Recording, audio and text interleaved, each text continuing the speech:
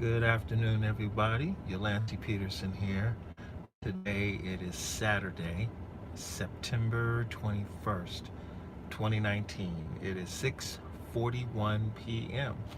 and I went to get gas for Dino, the SUV here, and that's my name for the truck, Dino. And I was shocked at two things. First of all, um, gas was $4.19 a gallon, but I needed it bad because I was on fumes. So I went, put gas in the truck, and I said, hey, that's what I planned for.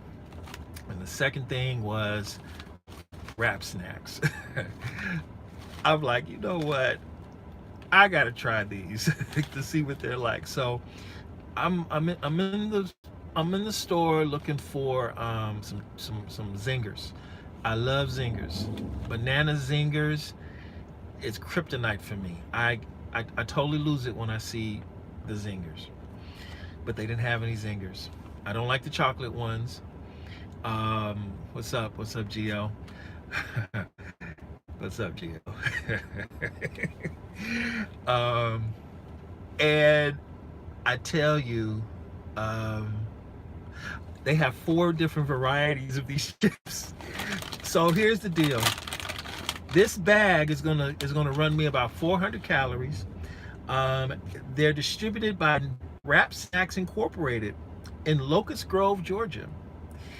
And let me see now. And their Instagram is official Wrap Snacks.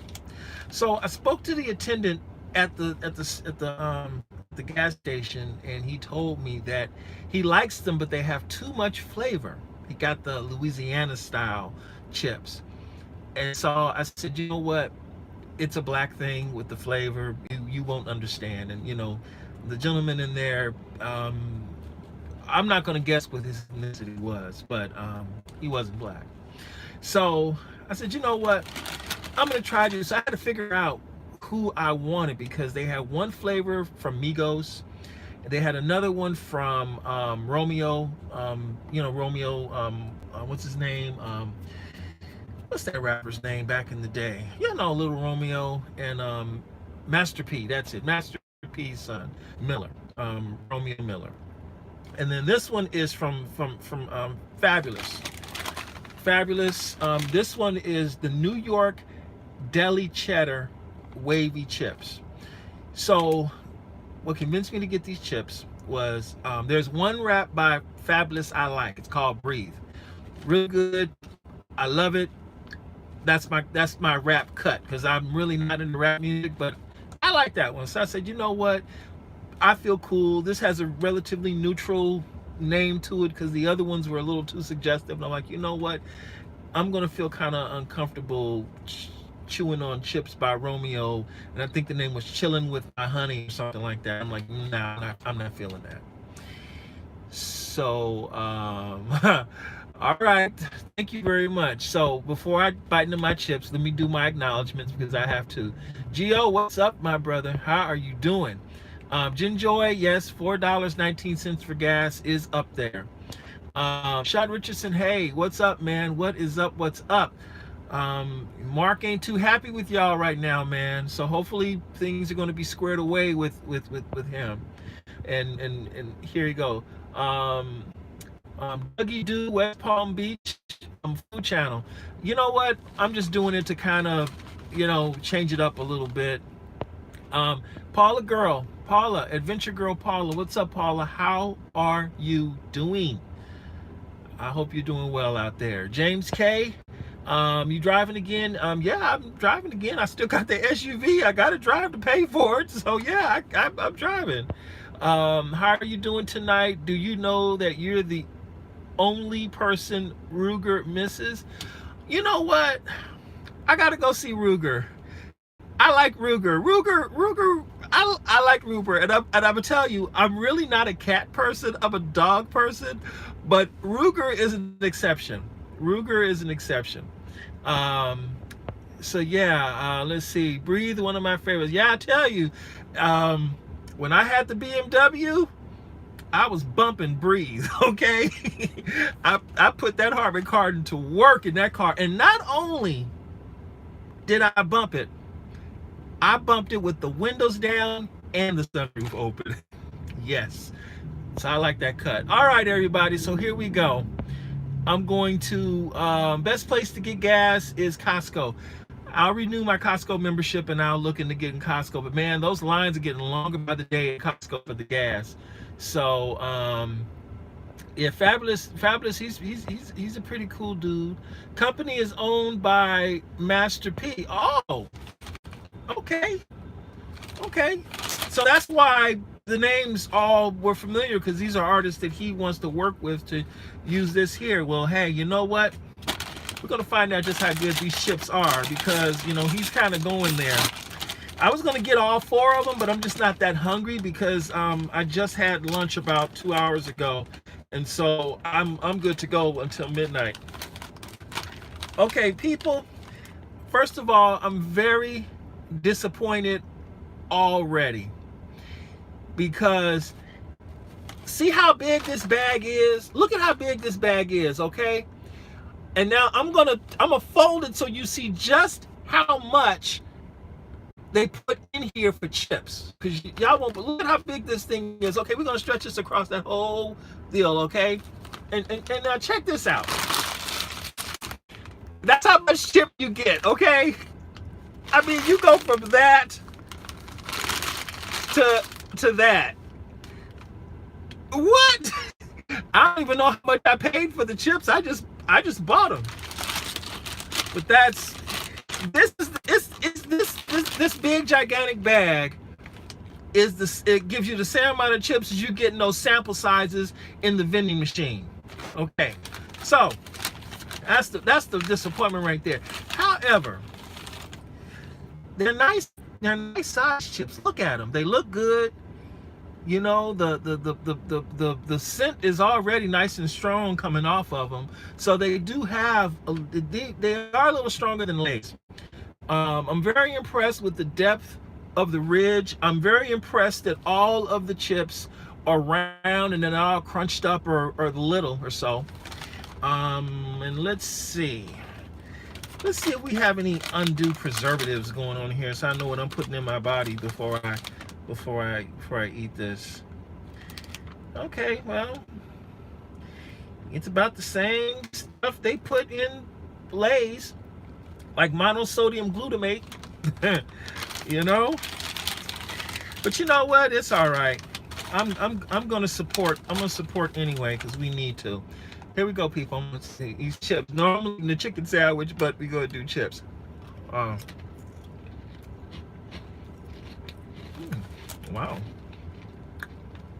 Ooh.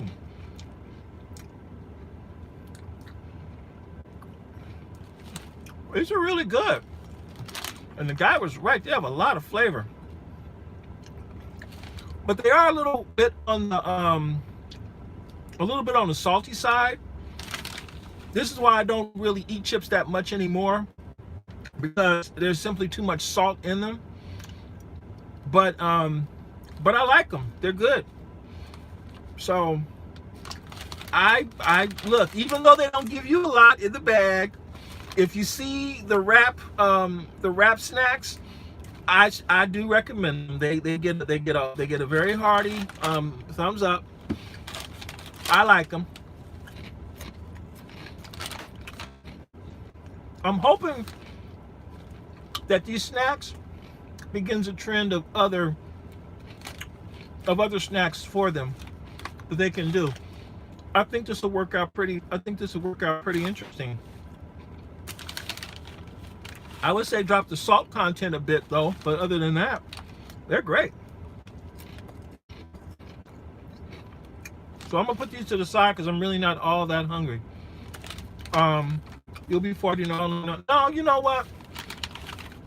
I don't fart from chips. I fart from beans.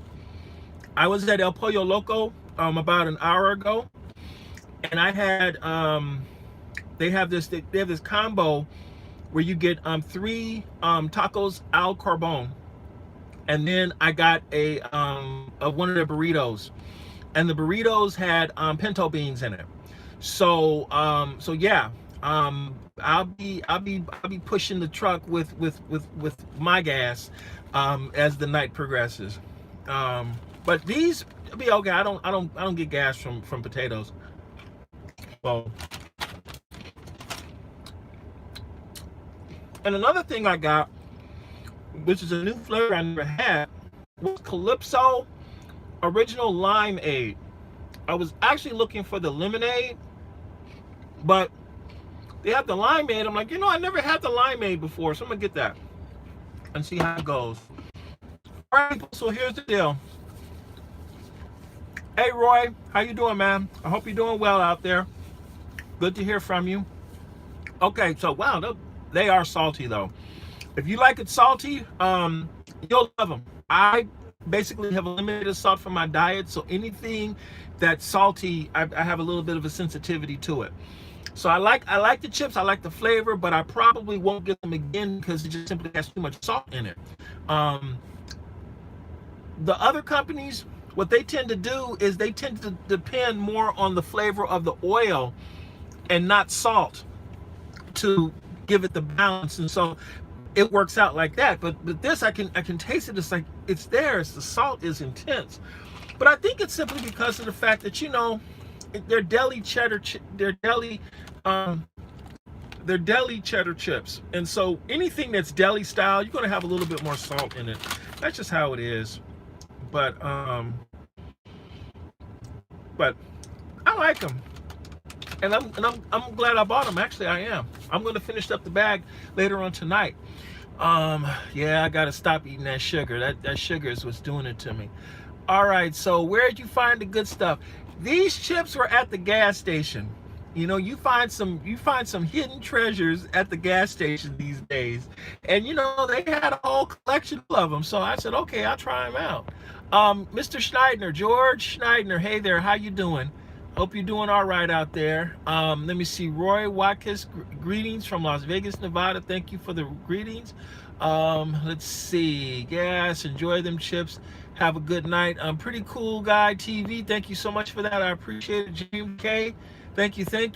Let me see. Where are you driving right now? Right now, I am at the intersection of Santa Monica and Vine. I'm about to head back into West Hollywood. It has been a really good day so far for me on Rideshare, and I will be basically working until 4 o'clock in the morning. It's Saturday night going on. It's the traffic, everything is going good, and it's about to get a little busy now. But I figured I'd just make a super quick video. I was going to record this, but I said, you know what? Let me do a live stream and talk. I know y'all looking forward to my 3-hour live streams, but this one will not be a 3-hour live stream because I do need to get back to work. But I will answer a few questions that some of you have. Around the corner from Dave, where's Dave? I thought Dave was up in the valley where he normally is. He's down here. That will be cool. Let's see. Oh, hey, Mr. Schneider. Hey, thank you so much for that. I appreciate it. I truly do. Oh, before I forget, let's wish Kevin, the entrepreneur, a very happy wedding day. He got married today. I really wanted to be there. I responded to his RSVP and I said I wanted to be there. But financially, things just did not work out the way I wanted them to this week, because I don't get to go to that many weddings, and I really wanted to be at his wedding. But I want to wish him a happy wedding day. I'll send him a message, and I think I'll make a special a message for him as well too. Yes, divorce is expensive, but right now be happy for him. He's going through his stuff, but at the end of the day, this is supposed to be the happiest day in a person's life. There was an article I read where they compare your happiest days and your most challenging or saddest days. And so this is supposed to be a super happy day. I think another day right up there is the birth of a child. But I'm like, look, he he and what's his wife's name? I met her. She's a wonderful lady. I liked her so much. Um, Katie, I believe her name is. I believe her name is Katie. And I met her, and yes, Jen Joy, I got it right on the first try. Katie, I met her. She's a wonderful lady. I like Katie. She's real cool, and y'all would like her too. Um, and I think for Kevin, that's a good thing. It's a wonderful thing. So I wish him all the best. I do, and I'll leave it at that.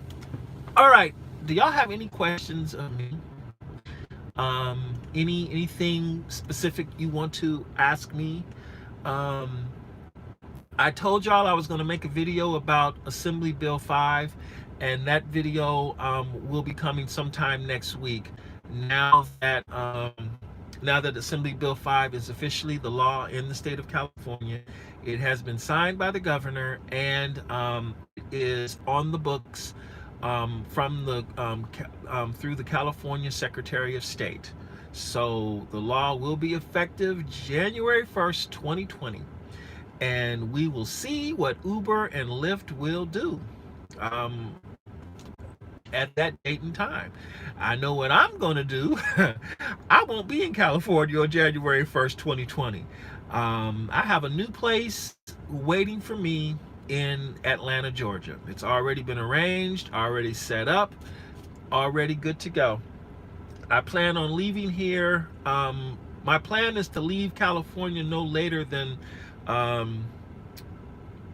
later than November 15th. Even though the place will be ready for me on November 1st, I plan to be here through November 15th because I want to work during Halloween weekend. Halloween is in the middle of the week, I believe, on a Wednesday or a Thursday, and it will out here in California. It's going to go all through until January 2nd, January 3rd. So I want to be out here to work all that money that's going to come this way, because Halloween is the second busiest day of the year for rideshare, the busiest being New Year's Day. When I go to Atlanta, I will not be a rideshare driver.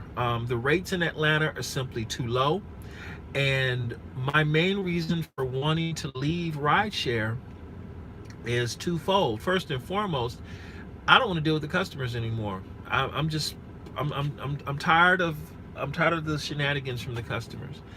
And secondly, I don't want to deal with the company. Uber and Lyft, I'm tired of their shenanigans when it comes down to it. If I do anything on a gig economy, I'll probably end up doing Postmates or DoorDash, and it will only be strictly for part-time stuff.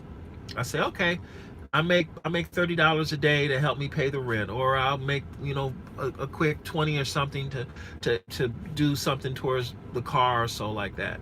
But as far as this full-time thing, no more. I've got other plans, and I'm just thankful that I have a place to go to when I get out there.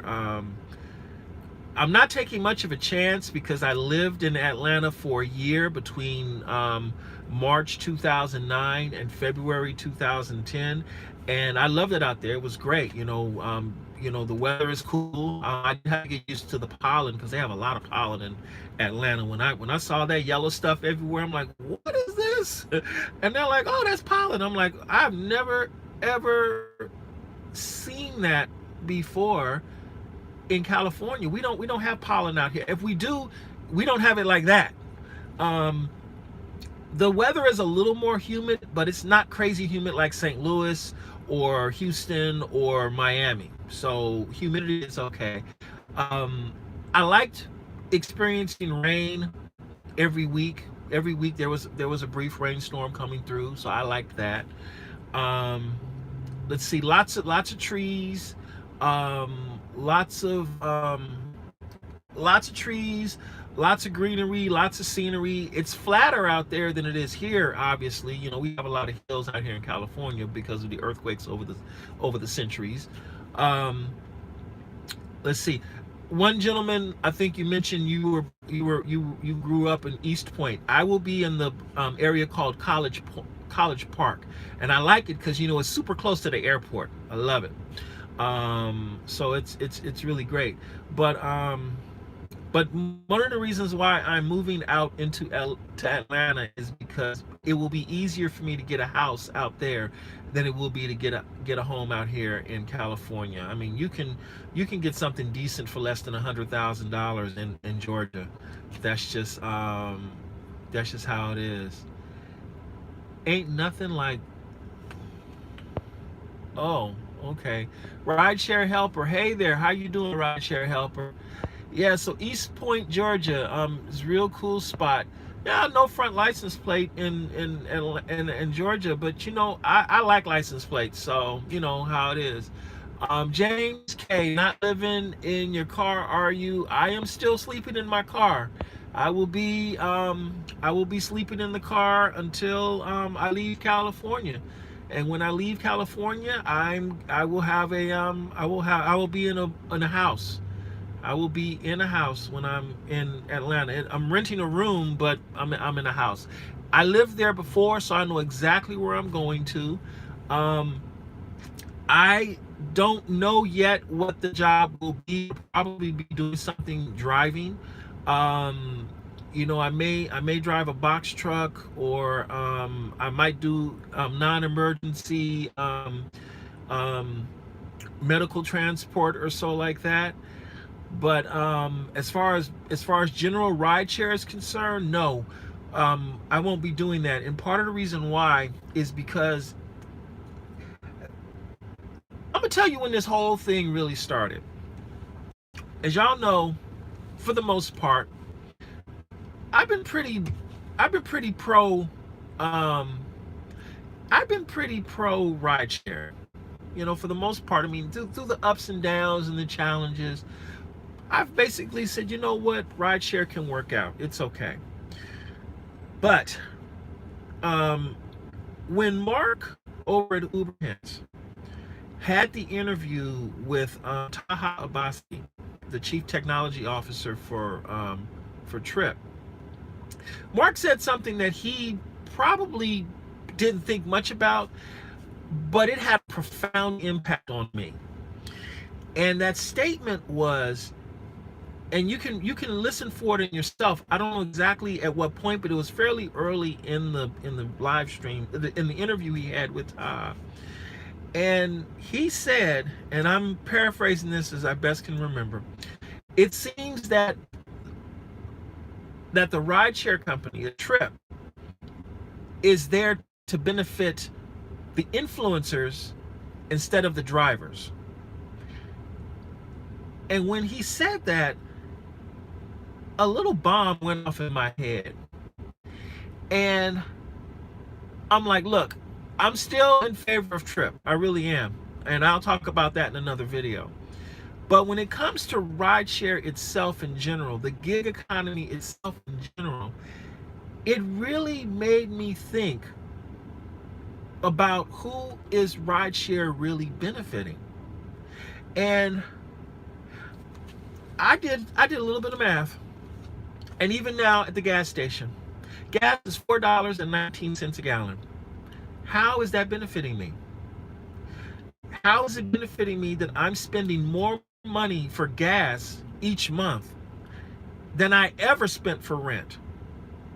And now I'm to the point where I can't even get an apartment with the revenue that I make here. I make enough to keep the vehicle. I make enough money to gas it up and drive it or so, but I don't make enough money to get an apartment.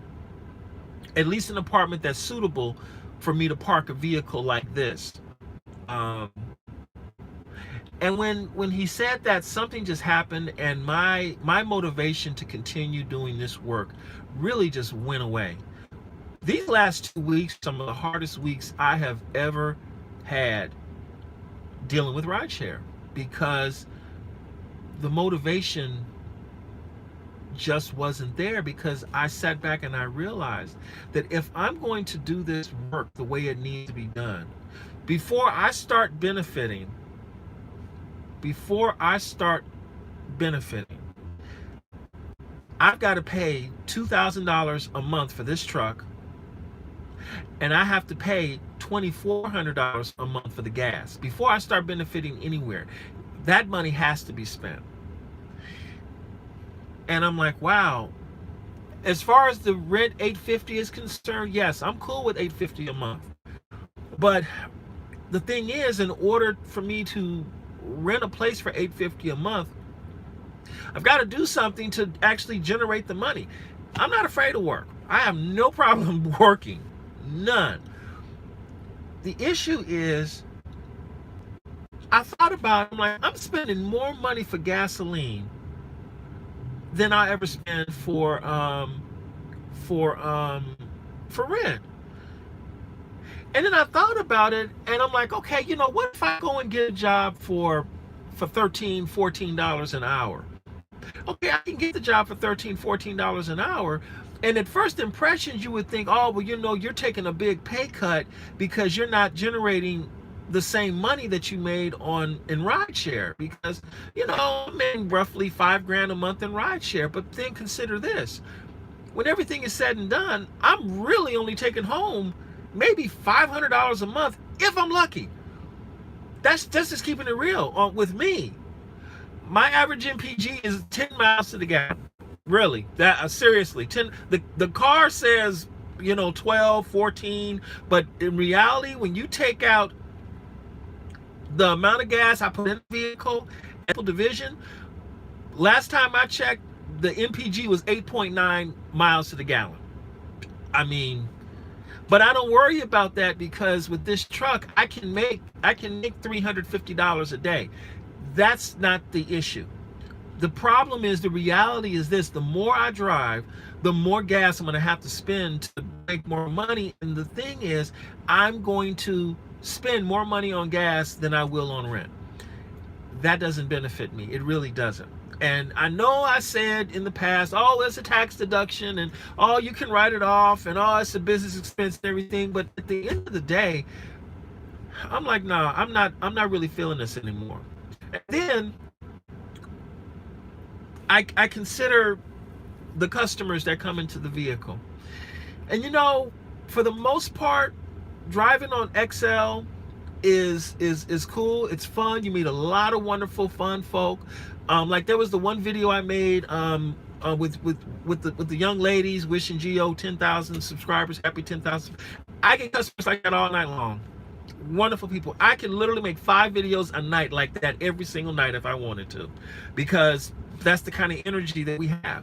But then you get that one person who is sitting behind you, and they've been smoking meth all night long at the club, and they get in the back and they just breathing on you all night long, and all that meth. And then you got the guy next to you in the other seat, and you have to tell them, hey, are you vaping? Could you please not vape, because I'm getting serious nausea, and I really want to be able to operate the vehicle safely. And you have to actually tell someone not to vape. And then, you know, people get in the car and they put their feet up on the dashboard, and I'm like, hey, you know what? If I get involved in an accident, that airbag is going to pop and you're going to have a serious hip injury.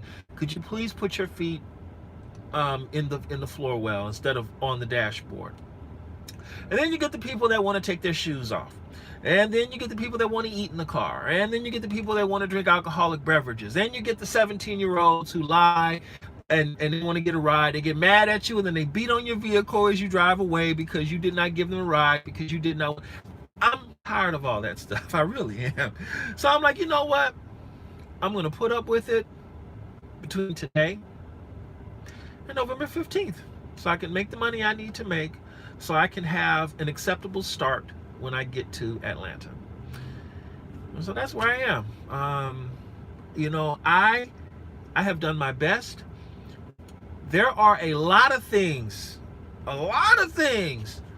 that that I would that I would change along the way, things that I have done different that have made a difference. But I don't believe, even if I were making the kind of money that I made, the only way my mind would be different is if I had my own TCP, my own business. I was in a 2015, 2016 Suburban, and I literally have my own company, and I could control my own fate 100%. I did not have to depend on Rideshare or Lyft or anything for that. I was truly my own business, and Ride with Peterson became the vision that I hoped it would when I began the channel, when I began this journey, when I began the process of incorporating. But the reality is, I just simply didn't make enough money to make that happen, and I made a lot of missteps along the way, and I see that now. And I am not willing to continue along this path. This is not a good path for me. And I thought about it, and it's like, if I continued on this path, I'm going to be homeless for another 2 years. Another 2 years, I'll be homeless. And can I do it? Yes. Can I? I mean, I've been like this for 3 years. So, can I work with it? I could do it. It'll be all right. It's no big deal. But at this point in my life, it's unacceptable. And I have an opportunity waiting for me to change my life in a better way, and I'm going to take it. And so that's where I am. With the whole deal. 10 hours and 6 days a week, you will make 10 hours and 6 days, and you will make a killing. Let me see. You failed to humble yourself and drive an UberX and grind 10. Okay, Bay Area Rideshare, I really do have to disagree with you on that. Here's the reason why. It's very simple math. Why? UberX in Los Angeles pays 64 cents a mile in LA. Okay, 64 cents a mile. UberX in Los Angeles pays $1.15 a mile. Okay, so if I do 1,000 miles on UberX, I'm making $640. But if I do 1,000 miles on UberXL, I'm making $1,150. I'm dealing with people who tip me very well. I'm driving a vehicle I actually want to drive. I'm working with people who are calling the vehicle because they need the vehicle, not because they want it, but because they need it. Okay. I am a happier person with Uber. Now, when you dig further into the math, this is what I know I can do as a rideshare driver. As an UberX driver, I can make $175 a day if I hustle hard. $175 a day. Very rarely do I exceed $200 as a UberX driver. However, with this vehicle on Lyft, on Uber XL and Lyft XL, I can pull $350. Now, it takes me about, let's say it takes $40 to pay for gas on UberX. So you take 175. Let me get the calculator out, because my math is bad. So, I got that one's off. So let me try this one. I think I turned all my phones off. Y'all know me. I got all these phones. Calculator. So, $175 minus $40 gives me $135 left to pay for everything else. Okay. Now, in this vehicle, I need $100 a day, okay? So I make $350 a day in this truck when I hustle it. And guess what? I don't even hustle this truck hard, but I know I can make $350. So with this truck, you take $350 and then you subtract $100 for the gas. And that leaves me with $250, okay, a day. And then I need another $100 to pay for the truck. So you subtract that $100, and that leaves me with $150 a day with this truck. I pay for the truck, I pay for the gas, I got $150 left over for everything else. With the UberX vehicle, I've got $135 left, but guess what? I still got to pay for insurance. I still got to pay for maintenance. I still got to pay for car payment if I have a car payment, and I still got to pay for the insurance. So what am I really left with as a Uber X driver? You tell me that I did not humble myself to buckle down and do 10 hours a day, 6 days a week. This is a business when it comes down to it, okay? Business. It ain't about humbling. It ain't about being nice. I figured that out with the BMW. I figured that out with my Chevy Cruze when I did UberX. I figured that out with the Toyota Priuses I rented. I figured that out with the Jeep Renegade when I had that. I figured that out with the 2 Honda Civics I had. I figured that out with the other Toyota Prius that I had. It's not about humbling yourself. It's about money, making as much money as you can. It costs money for me to move this truck around here. I tried it, it didn't work. This is the best vehicle for me. Now, if it works for you to have a Toyota Prius, a 2005 Toyota Prius, or whatever it is you drive, then hallelujah, thank you, Jesus. It works for you. I am happy. It didn't work for me, buddy. It did not work for me. And I'm tired of listening to the argument of people telling me that, oh, you didn't work it the right way. The bottom line is this: I worked it the best I could.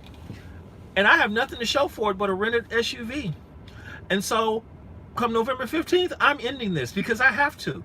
Because I got nobody else that's going to help me get out of this situation. So no, I'm not going to humble myself. I need to make enough money so I can live the way I need to live. And living in a rented SUV is not a wise way to live. I'm already humbled, okay? I am already humbled.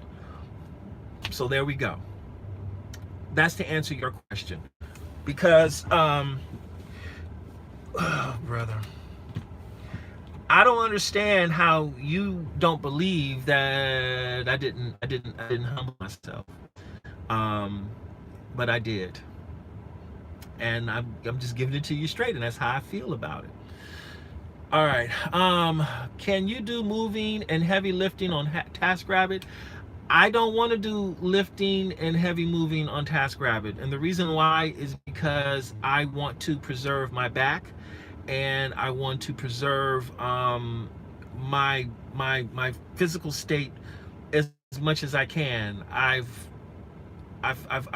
thought about it, but at the end of the day, and TaskRabbit seems like a really cool deal, but I'm not going to do I'm not gonna do TaskRabbit either. I'm reluctant to get into any more gig stuff because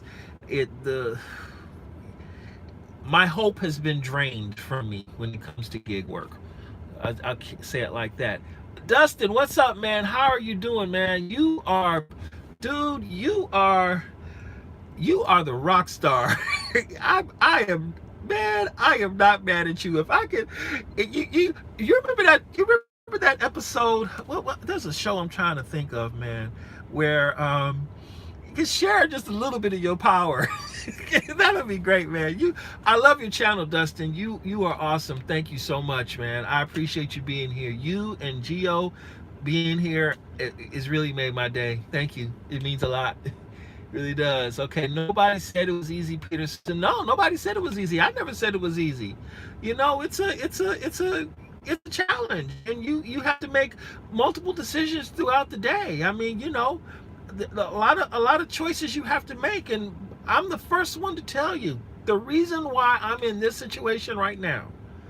You know, 48 years old, Los Angeles, California, broke in a rented SUV, talking here is because, bottom line, it is a 100% a result of choices that I have made, period.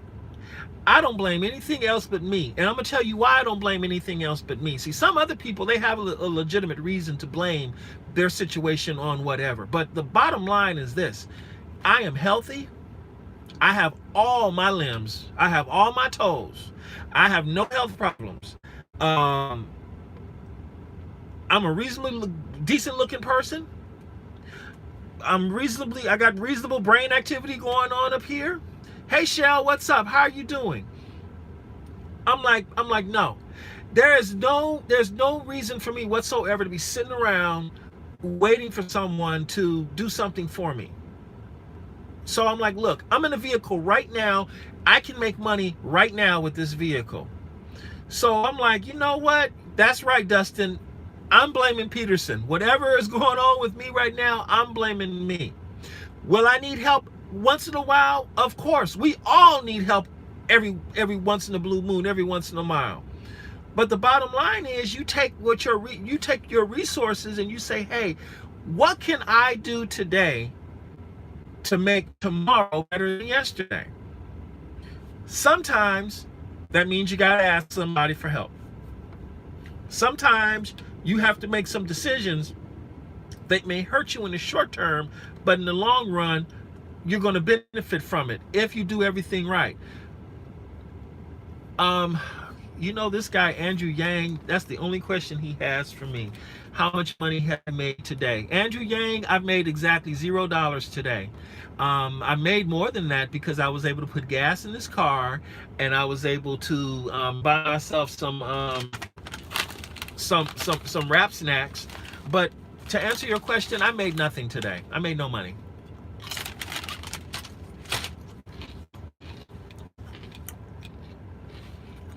Hey, Money Over Fame, thank you so much for that. I appreciate it. You know what? I believe I will be okay too. Yesterday, today, tomorrow, next week, next year, I made nothing. Okay. Yeah, it's gonna work out okay. Make more chicken sandwich reviews. And Freddie, when Popeyes comes out, when Popeyes finally comes out with their chicken sandwich, probably next week, I'll do a review of the chicken sandwich then. I will say this: I did go to McDonald's to do their chicken sandwich, and no, I didn't want to spend the time on that particular sandwich. It was not. It was a disappointment, a big disappointment. But hey, you know, I had it, I ate it, and that was that. Premium Technologies Vision. TaskRabbit is the only gig app that pays good money. It's surging. You should be driving, not talking about food. Alan Markarian. Okay. Let me see. Dustin's driving Andrew Yang 2000. What do you mean? I haven't driven yet since I moved, but I made $856 from other gigs and things. Oh, that's good, Dustin. That's awesome. That's awesome news to hear. Yeah, not everybody's going to make their money with gigs, and I really don't plan on doing gig work when I go to Atlanta. I need to. I'm turning a different leaf, and I'm going to do something else. I will say part of the reason that is motivating me to leave California is Assembly Bill 5. But that's not the main thing.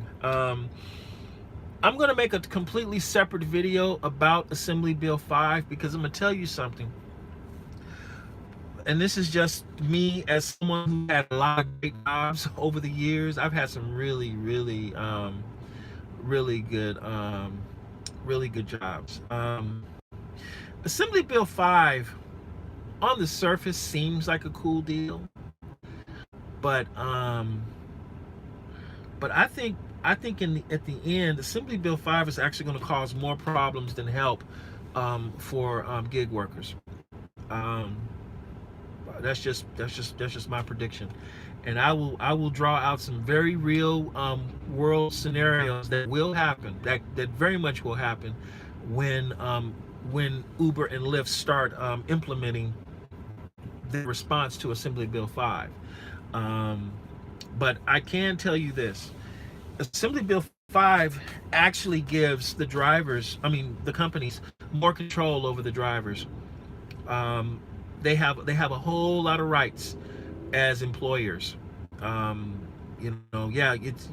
get minimum wage and reimbursement and all this other stuff, but when it comes to controlling you as a person, oh my goodness, they're gonna have so much control. A lot of y'all are gonna leave just because of that alone. Oh my goodness. Oh wow, Dustin, you've been doing great on that one. My goodness. I heard AB5 affects taxi drivers as well when it comes to flexibility. Um, yes, Assembly Bill 5 will affect everybody. And you know the thing is, the funny thing is this: an employer has the power to dictate the rules now. They really do. They have the power to dictate the rules. And that has been given to. I think Uber and Lyft. I think they're playing both sides of this story here, because on the one hand they want to make it seem like Assembly Bill 5 is the worst thing in the world for them, but on the other hand, they're like, okay, for example, let's say Assembly Bill 5. No, it's not. Let's say it's when Assembly Bill 5 goes into effect. When Assembly Bill 5 goes into effect, Uber and Lyft decide to raise the rates. They decide to raise the rates, and what they can do now is they can say, well, hey, because of Assembly Bill 5, we have to raise our rates. We can't keep them low anymore because we have to pay all this extra money for the drivers, because we got to give them paid sick leave, and we got to give them workers comp, and we got to give them disability insurance, and we have to do the maternity, the family leave, and everything like that. But then what happens is the company will come back and they will say, look, now that you're an employee, we're going to pay you $13.95 an hour. Now, consider what 60 miles makes you as a driver. Let's say I am a Uber XL driver, which is what I am, okay? And let's say I take a trip that is 60 miles long. So, as a Uber XL driver, and this is just for the mileage part, 60 times $1.15 a mile is $69. Okay, $69 that I would get under the current rules. But when AB5 takes effect, I'm only going to get $13.50 for that same hour. That's just a preview of what I'm going to tell y'all about Assembly Bill 5.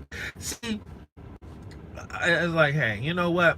There was a comment that I had read on another thing I read somewhere. I think it was at LA Times or News Report, some website. That's where I was looking for, a website.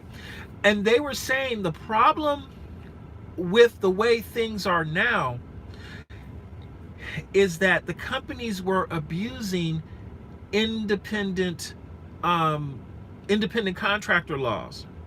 The problem wasn't solved by moving the workers into employee status. That wasn't the problem. The problem was with the contracts. We all had bad contracts to deal with. And now it's like, okay, those contracts can really just go out the door because the companies call the shots. I mean, first of all, look at what they're doing in New York right now. They're already saying if you want to be if you want to maintain your status of logging online whenever you want, you have to have a rating of 4.8, and you have had to have completed 1,000 miles within the last 3 months. Within the last 90 days, you had to have completed 1,000 rides, and those rides all have to add up to a rating of 4.8 or higher. If you're an Uber Black, Uber SUV, you got to have done 250 rides. You can maintain your status when you want, but at the end of the day, what about all the other drivers out there, the people who have 4.7s, the part-time people? Oh, they have to sign up and do their slots or whatever. But if anyone has worked DoorDash, you already know how that works. And it's going to cause some issues. They're testing it in New York right now. because they're going to supersize it for California. They want to see how it works out, get the logistics out the way, make sure the programming works, and all the quirks and features are taken care of it, and then they'll flip the switch for it to work entirely within the state of California, because that's the law now. Lyft will do something similar as well too, because they're going to have to do it. I'm like, look, when they were first talking about this, I said, hey, make a backup plan. This truck was actually my backup plan. Why? Because this truck has its own TCP, its own insurance, its own airport permit. Well, no, this truck doesn't have its own permit, but anyone else who's on Uber Black, they tend to have their own airport permit. I do not have my own airport permit, but it was no problem because I stopped picking up at LAX anyway. But the thing is, come January 1st, all of this changes. All of it changes. And I'm like, you know what? I'm just going to go ahead and make my exit completely out of rideshare altogether. As far as Trip is concerned, when Trip is established in Atlanta, I will drive on Trip in Atlanta. My main strategy for Trip is to look for riders on the service, not drivers. I will be presenting I will be doing my part. I'll be on Uber and Lyft, and I'll be driving on Trip, and I'll be passing out the referral cards to get riders on the service, and going from there. And then eventually, I'll do whatever. But I'm not doing this full time like I was before. No, I'm not gonna do it, because my heart isn't in it anymore. There's that song by I think it's by the SOS band. If Your Heart Isn't in It. Yeah, I think that's the name of the song, but it's a song by the SOS band, if I'm not mistaken. If Your Heart Isn't in It. Yeah, beautiful, lovely song. Look it up on iTunes or Google Music or whatever you like. So y'all, they don't make songs like that anymore. So, all right. Anyway, let me see. The government wants over to raise rates. That's what you don't understand. They said it themselves. Those rates are horrible. Okay, you do not get it.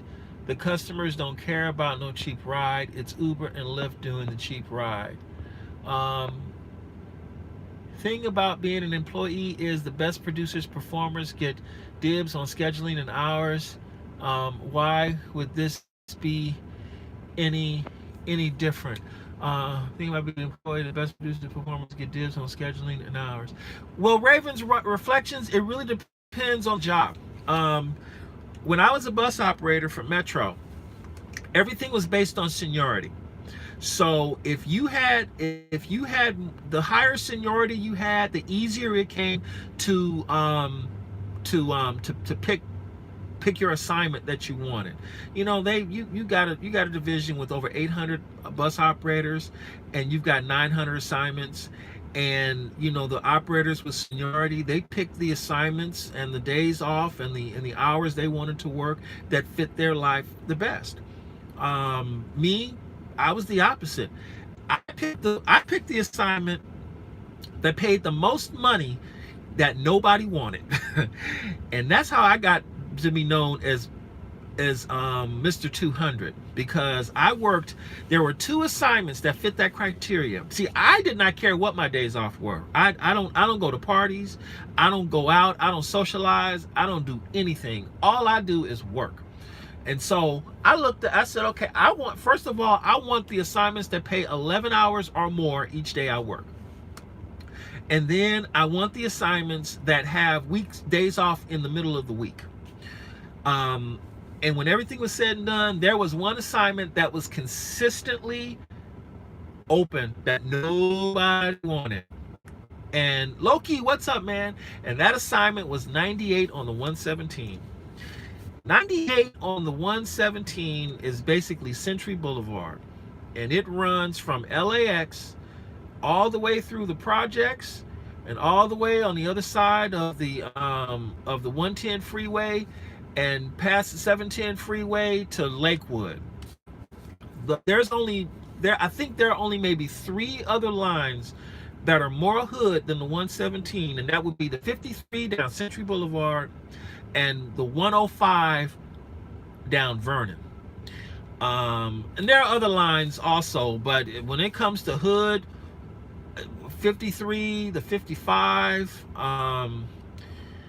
my goodness, but see, I drove all those lines. I drove the 40, which goes down, does a crisscross through the city. That's the line. If you get on 40, it goes down King Boulevard, and what you get shot up on King Boulevard. I drove that line, and I drove that line at night. I go down. I did 111, which goes down Florence Avenue, straight up Hood, and that one they don't shoot you on 111, but you do have some motivational moments on that line. What else? But I drove the 105 once or so. But I'm gonna tell you, of all the bus lines I've ever done in the city of LA, there's only one that truly scared me, and that was doing line 53 down Century Boulevard. I said, no, I don't want to do it. That is the heart of the kingdom, and I tried to go down to 53, but the 117 was a good second, and I did that bad boy every single night. And the stories I can tell you what happened with me on that line is, oh my Lord. I didn't get to make videos about that about that line, but I need to publish those videos. I got them all here. I just need to put them online for you. Anyway, the thing is this, because we worked as employees, the best employees usually avoided the Hood lines. They left them alone. But my thing was about getting paid, because what happened was I made myself an invaluable employee for Metro by working the most difficult lines, because they knew I had no fear. I get out there, I do the rides, I take care of the people. They took care of me. Everything worked out okay until they let me go, and that's why it hurt so much. But it'll be interesting to see what happens with Uber and Lyft and this new thing they're trying to do to make it work. As far as the fares are going to be what they are when it comes down to it, and that's something that we just don't have control over.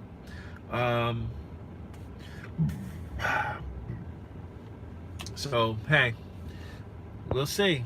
Let me see. That's not how it works in New York. They are stopping drivers from logging in when the demand is very low. That's not how it works inside New York City when demand is low and there's a lot of drivers. Well, yeah, I mean, but eventually they're going to make those changes across the board in across the country. Right now, New York is the test bed for all this stuff, because New York is the largest city in the country, and there's going to be a lot of demand for the service no matter what. Even if the demand is low, the demand in New York is always going to be, the lowest demand in New York is going to be higher than the demand in Los Angeles, and Los Angeles is a high demand city. So they're going to test a lot of stuff in New York before they start rolling things out. This is an evolving process for everybody that's involved. But here's the thing, there's a reason why I don't talk about other markets. And that's because I don't work in other markets. I know Los Angeles. I probably don't know even as much about LA as I should. But the reality is, I've driven enough in LA to know where I need to be, when I need to be to make money. Like, I'm taking a break right now, but I know this, in about 20 minutes I got to go, because it's 8 o'clock. It's high season to start making money out here on a Saturday night. Okay, I am convinced that Uber Lyft will let full-time drivers choose their schedule, but part-timers will be forced to work late night shifts, for example. No, I think I think what's probably going to end up happening is Uber and Lyft are going to probably adopt something similar to what DoorDash is doing right now. If you work on DoorDash, you know that all of your assignments on DoorDash, they're basically prearranged. It has its pluses and minuses. DoorDash really didn't impact me all that much when I drove on DoorDash. I mean, I could turn on DoorDash right now and start working for them. I thought they were pretty cool. The reason why I didn't really stick with DoorDash and stick with Postmates, even though I can drive on them right now, is because those multiple short hops, um, they those multiple short hops, they really frustrated me. You get a call, you go, you pick up the food, you hop in the car, you drive a short distance, you do it, you get $5. At first, I thought it was all right, and then after a while, I got tired of it because I like long trips. I loved it when someone got in the car and said, "All right, man, I got to go to Santa Barbara." I'm like, yes, yes, yes, because I love to drive. I'm a long distance driver like that. If I had the vehicle and I knew I had the money to drive from LA to Atlanta, I would do it in a heartbeat. But I more than likely won't have the vehicle or the money to make a long distance trip across the country like that. And so what I'm probably going to do as a compromise is I'm probably just going to take the bus because it's cheaper than flying, and I would like to see the countryside as I'm going to the new city. But then again, I might think about it. If I get a flight cheap enough, I might say, forget this. Let me get this over with in 6 hours and be done with it, and go from there. So it depends on a lot of factors once I get to that point. If I'm going to fly to Atlanta, or if I'm going to take the bus out there. I personally would love to drive out there, though. Oh my God, I would love to drive across the country and just make that trip. Go to several other places and visit with people. But that's it. I wish you well, Mr. P. Be safe out there. Hey, James K, thank you so much. I'll catch you next time. I appreciate you doing here. So are you moving to Atlanta? What's the motivation for your move? Atlanta is on my list of 4 states I'm looking to relocate to. The main reason why I'm moving to Atlanta is because a very good friend, a long-term friend out there, he has a rental property. And his rental property is going to be available on November 1st. And he told me if I want the spot, I can get it. The reason why I'm moving out to Atlanta isn't because I all of a sudden want to, up and relocate to Atlanta. I would personally prefer to remain here in Los Angeles. I like LA, and I'm willing to pay the price to stay in California. This is my home. My mom is here. My sister is here. My dad is here. My friends are here. My life is here. And I was actually preparing myself to be in this situation for another 2 years. My original plan here in California was to save up enough money between now and January 1st, buy myself a cheap car and live in that car for about 2 years while I go to my job as a bus operator. I was going to get my job back as a bus operator because my job is available to me. If I want, all I got to do is pick up the phone and get my job back. But that would mean I would have to stay in the car, living in the car for another 2 years. Something I didn't want to do, but I'm like, hey, that's the only option I got. So that was my plan. My plan was to do Rideshare, do Uber, get my job back, get me something that wouldn't be bothered, and go from there. So then my friend called and says, hey, I have a tenant moving out, and I know about your situation you're dealing with in LA, and if you want, I have a space for you in Atlanta. It's yours. What that does is that eliminates all of the stuff I'll have to do to get an apartment in LA.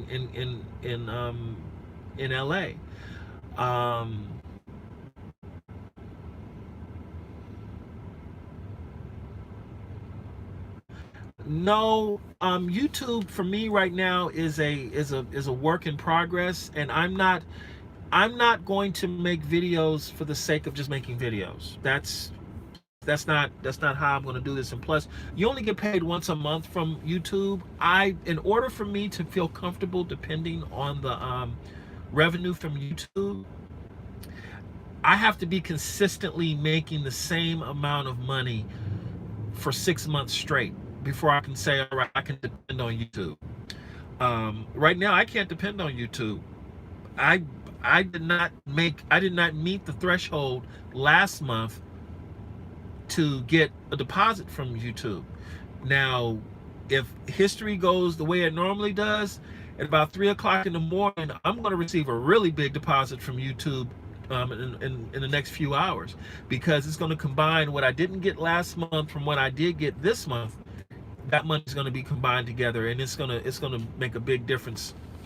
But I'm like, to depend on that money being a full-time YouTuber, no, I'm not ready for that yet. I mean, and then to talk about rideshare, no, I have to talk about something else in order to depend on that money. And that's why I'm working on the car review channel, and I'm taking my time with it, because I want to get it right, so that as I continue working with that channel, it grows appropriately. So I'm taking my time to do it right, because I'm not trying to be halfway with it and then get into a situation where I can't really, maintain maintain the momentum of that channel, because the car review channel is literally would be considered my life's work, because of the fact that there are really only two things that I know I can talk about better than rideshare.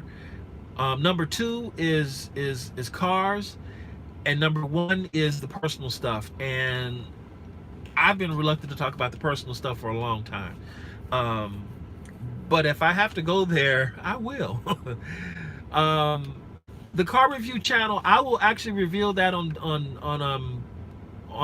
when it's closer to getting that channel going. Right now, there aren't any videos released on that channel, but the channel itself has been activated.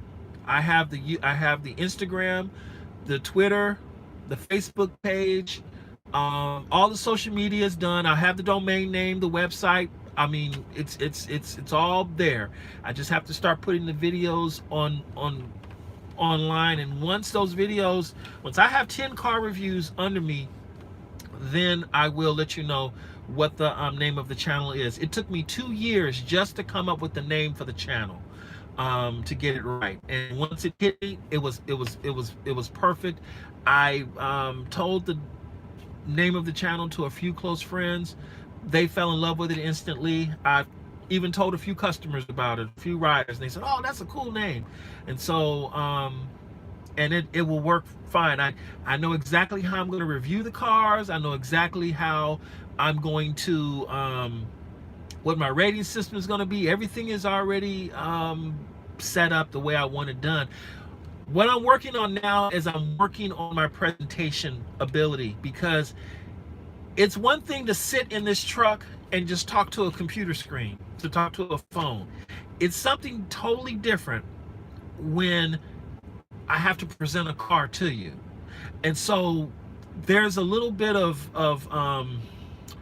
what is the word I'm looking for? There's a little bit of flavor that I have to give to it, because the way I've done my car reviews before, the way I did them, they sucked. I didn't like them at all. I'm like, you'll see it when I did the review of the BMW. I did the review of the Hyundai. I did a quickie review of my Jeep. I was not thrilled with those videos at all, but I did get a lot of views on those videos.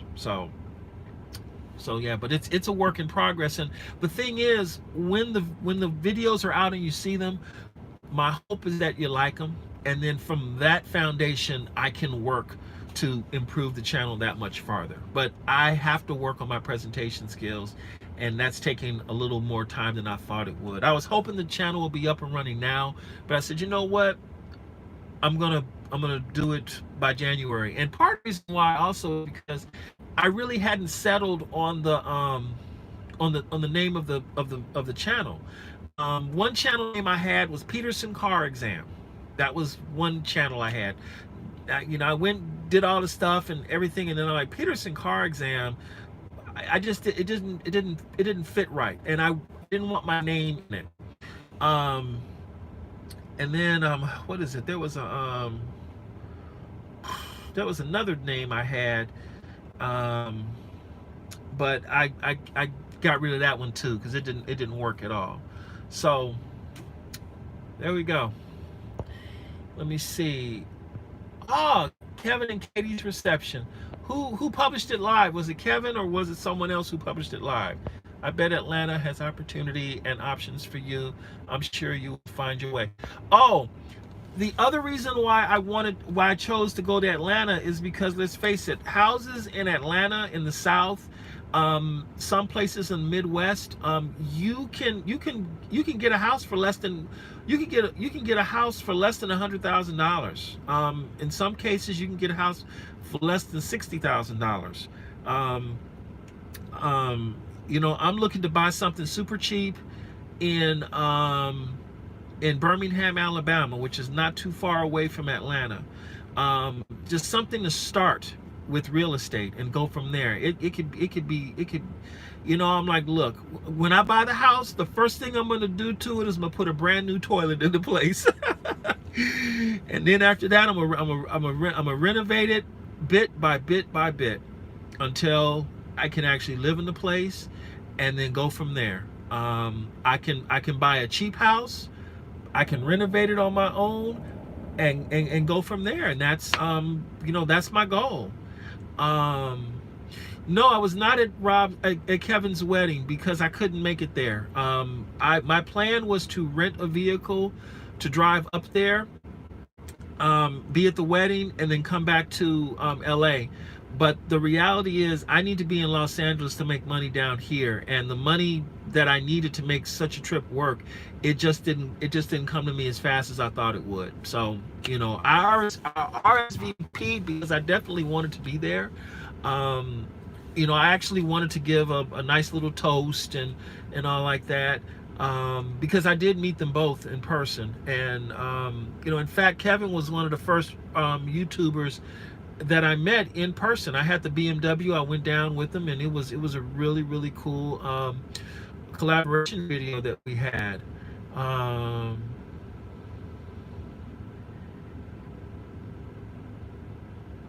the Uber gravy train is no longer. The Uber gravy train, in my opinion, ended about a year ago. When Uber started dropping the rates to where they are now, um, in my opinion, the gravy train ended when when the rates went below 80 cents a mile to the driver, because at that point it was very hard to justify driving 1,000 miles and only making $640. You could rationalize 1,000 miles and making $800. You could rationalize 1,000 miles and making $1,000. But going below that, even when you factor in the time, and the time didn't go up much at all or so, um, it's like, no, the gravy train ended about a year ago. That's just how it is. The thing is this: a lot of drivers actually left Uber when the rates dropped below $2 a mile. When the rates dropped below $2 a mile, that's when a lot of people left. And then you had these a new lineup of drivers like myself who came in and said, "Hey, $1 is okay." And now it's 64 cents. And then you have some areas where you like in Florida, where the rates are below 50 cents a mile, and they want you to have a new car as well too. You need to get a GoPro. I'm figuring that out as well too. I'll have it together, how I'm actually going to do the cars, or so I'll probably end up figuring that out as I'm in Atlanta, because I'll have the time to sit down and go with that, because I'll be actually making the money. Okay, for I know for the GoPros, I'm going to need a minimum of three. Um, One pointing at me, one pointing outside to the outside area, and one like right above the roof, so you're looking at how I control the vehicle. Maybe another one across there. I'll figure out how I'm gonna do the GoPro arrangement or so, but I know I'm gonna do at least, the plan is to get at least three of them. Probably no more than three. I love your quote on Uber. Not everyone Uber, not everyone is your customer. Well, no, everyone is not your customer. I mean, when you think about it, the problem is Uber is trying to make Uber's trying to do more than make people. Uber's trying to do more than make people their customer. Uber wants people dependent on them. Think about all the people whose lives will be changed in a negative way if Uber Pool and Uber Express Pool goes away. I have picked up enough people whose lives have improved dramatically because they were able to catch a pool ride to a fast food restaurant at 4 o'clock in the morning because they couldn't get a bus to go there, and because a taxi cab couldn't get to them quick enough, but yet they were able to summon a Uber or a Lyft, and the car came in 5 minutes, and they were able to take a pool there and literally pay only $4 for the trip. I mean, you have someone who has a job that pays minimum wage or a little more than minimum wage, and they have to be there early in the morning. Rideshare made their transportation options very affordable. They take a trip one way to work and one way back, and when you add up how much it costs over the cost of a month, it's like, okay, you're getting all the benefits of car ownership and none of the problems. And for a lot of people, their lives are changed, but at what cost? The driver. The driver is the one. The driver is the one suffering. So you need to start driving now. It's 8 p.m. and you need to start making money. Andrew Yang, I thank you very much for your concern, but here's the deal. I'm 48 years old, and you and I are not in a relationship. I will drive when I feel like driving. Thank you very much for your help. Let's see.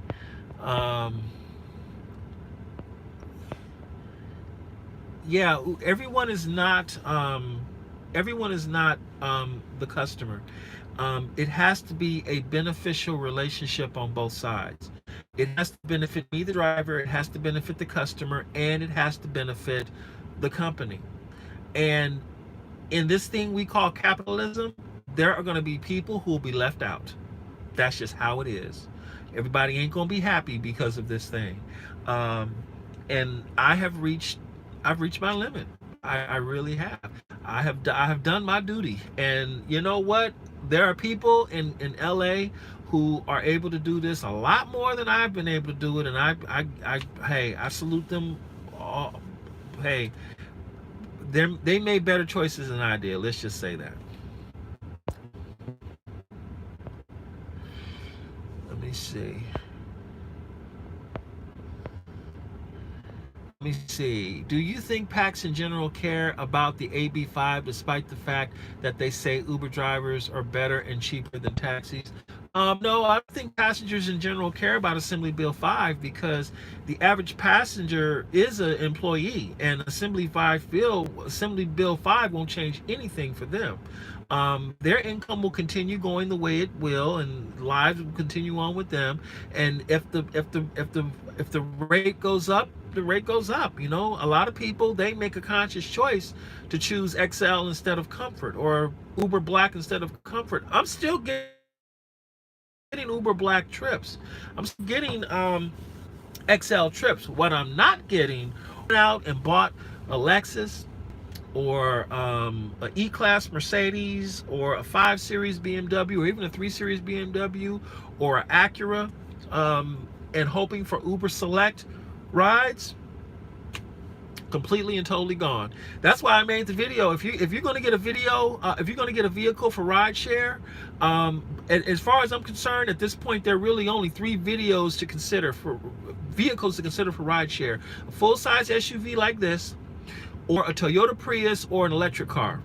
Because anything else, you're really throwing away your money. If you're going to be your own TCP person, then yeah, you can go ahead and get a BMW 7 Series or a Mercedes S-Class. But for rideshare, forget about it. Those vehicles are all being relegated to X status at this point, because Comfort is just another way of rebranding X. Just you getting something nicer and newer, but for the same price as Uber X. The driver might feel good about it because you're getting a bump in the initial money that you make off the trip, but when you start making long trips, Uber Comfort is a losing game big time. Um, the thing about these Suburbans and these Expeditions, as far as rideshare is concerned, these vehicles are untouchable. They will not mess with these vehicles too much more than what they've already done with UberX. But I'm gonna tell you, um, Uber and Lyft, they're too crafty for me. I'm gonna get what I need out of them, and then I'm moving on. Because I can't take it anymore. I can't. I'm like, look, you know what? I'm not gonna say that. That's wrong. I'm not gonna go there. Toyota Corolla 2020 will be hybrid, same as Prius. Um, Everything from, if you're gonna get a Toyota hybrid, get a Camry. It's a bigger car. You can get a great deal on Priuses and Corollas, and you'll get a better deal on a Camry than you will on a Prius and a Corolla. It's bigger, and the car qualifies as Uber Comfort. If you have to go there and the only reason why I say Prius is because right now you can get a 2005, 2006 Prius for no money and drive around as an UberX driver and go from there. But if you have to do an UberX car, get a Camry Prius, a Camry hybrid, or an Accord hybrid, one of those two. At least give the people some space, and you'll be driving around in something a little nicer. But I took down my referral codes for rideshare a long time ago. That was the first chink in my armor right there. I'm like, there's no way I'm gonna make money off of a driver, putting them into the same position I'm in right now, and then they come to me a few months later and say, hey, we didn't make the money we thought we were going to make. I'm putting all these miles in my car, I'm burning all this gas, and all these people getting in my vehicle messing it up. I was sold a bad bill of goods. I don't want to be on the side of that conversation anymore. So I took all my referral codes down. Look, I like money like the next person, but I ain't that desperate for money. I ain't that greedy for money. I'm not that, into where I got to pull every dime I can from other source. No. So no, I don't. Look, the only thing I want people to do for me is watch the video with the 3-second mark and click it at the end, and click on my Amazon link. You don't have to buy nothing on Amazon, just click on it so I can keep it alive. That's it. And I get that. People click on the link, they see something, they don't buy nothing because I haven't made any money off of Amazon. And hey, but as long as the account is alive, that's all that matters to me. Let me see. Hey Peterson, don't you think ending the referrals will benefit full-time drivers? Do you think ending the referrals will full-time? No, I don't think ending the referrals will benefit full-time drivers. I think people who depend on the referral code money, it will be a big disappointment for them. It will be a big blow. They'll have less of an incentive to want to continue doing work as a Uber, referring people to Uber or so. And for Uber to change their referral program over to something like what Trip is doing, I think it's kind of impossible at this point because too many people know about it. Well, less competition, yes, definitely less competition, but hurting the driver, I don't think so. What did you have for lunch and dinner today? What did I have for lunch and dinner today? Are you serious? Oh my goodness. I haven't had dinner yet, and for lunch I had El Pollo Loco. I told everyone what I had for lunch already. You're not listening. Okay. I am surprised there are drivers out there using pickup trucks to do UberX and Lyft despite that they are not gas efficient. I'll tell you this about those pickups. Have you actually sat in the back seat of those four seat pickups? You know why they have the pickups? They have the pickups because they can put a lot of stuff in the back, and they have more space than these SUVs do. There's one guy, I met him, he lives in the valley. He has a Ford F-150 crew cab or super crew or something like that, and I'm telling you, the rear compartment of that Ford F-150, you would swear that thing was a Maybach in the back seat. It was amazing back there. It was so huge. I mean, tons of space, lots of width. I mean, Wow. And then you had all the space. You could just stick as much luggage as you want, an infinite amount of luggage in the back. But the vehicle is Uber X. It's not an XL, like what I have. I have the SUV because this is an XL. I can put 6 people in here comfortably. As far as it being fuel efficient, hey, you know what? That's a choice that each person has to make. I put this vehicle on Lyft, on regular Lyft rides when I have a gas emergency. I'll drive this truck for maybe 3 hours, make $20. I'll put the $20 in, and then I'll do a little bit more, put another 20 in, and then I'll switch back to Uber Black and the standard Uber X, Lyft X and above, Lyft XL and above, to make the premium money and go back to it if I have a gas emergency. So that way I'm not, borrowing money to gas up the vehicle. Are you planning to find yourself a girlfriend? No. If you have watched the channel, you would know that I'm gay, all right? I'm not planning on finding myself a girlfriend. I'm not planning on finding myself a boyfriend. I'm single and I'm celibate, and I like being that way. It's as simply as that. I don't know about you, Andrew Yang. Really, you are. In fact, I need to stop responding to people like you altogether, because your questions don't make any sense whatsoever. They don't. But no, I'm not interested in a relationship. I mean, I just clicked. Hey, thanks, Shell. I appreciate that. Thank you. I do appreciate that. The 04 through 09 Prius are great cars. Yeah, they are, but the 2004 Prius does not qualify on Uber or Rideshare for that matter. In LA, your car has to be 15 model years or newer, which means you can't go back farther than 2005. So the 2004, I mean, look, those are workhorses, and those vehicles don't.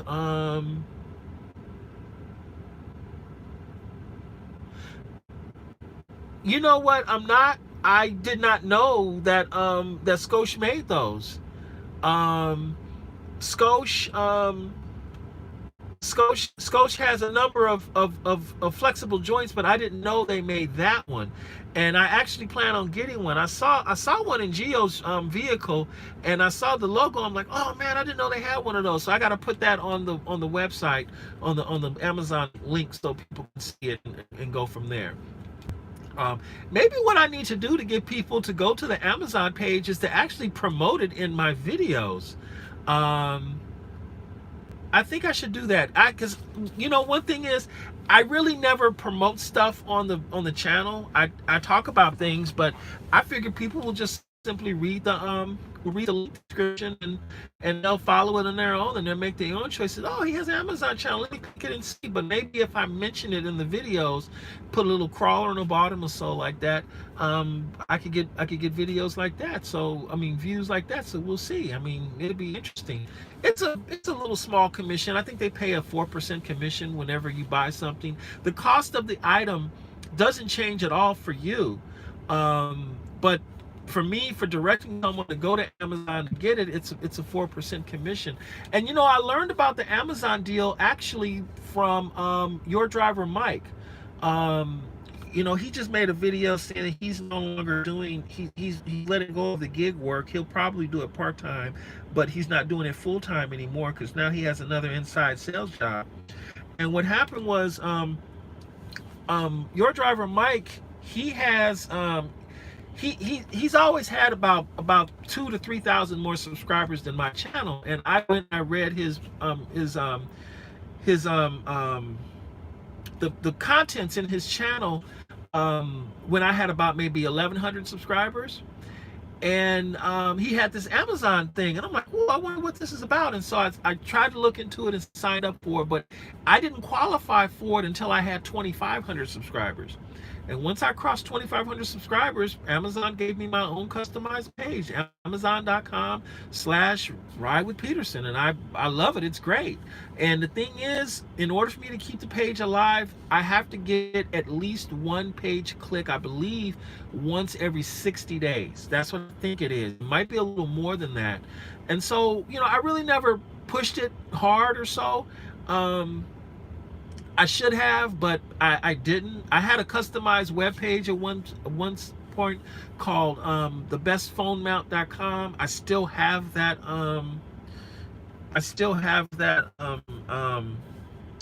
That domain name, and I may promote that again or so.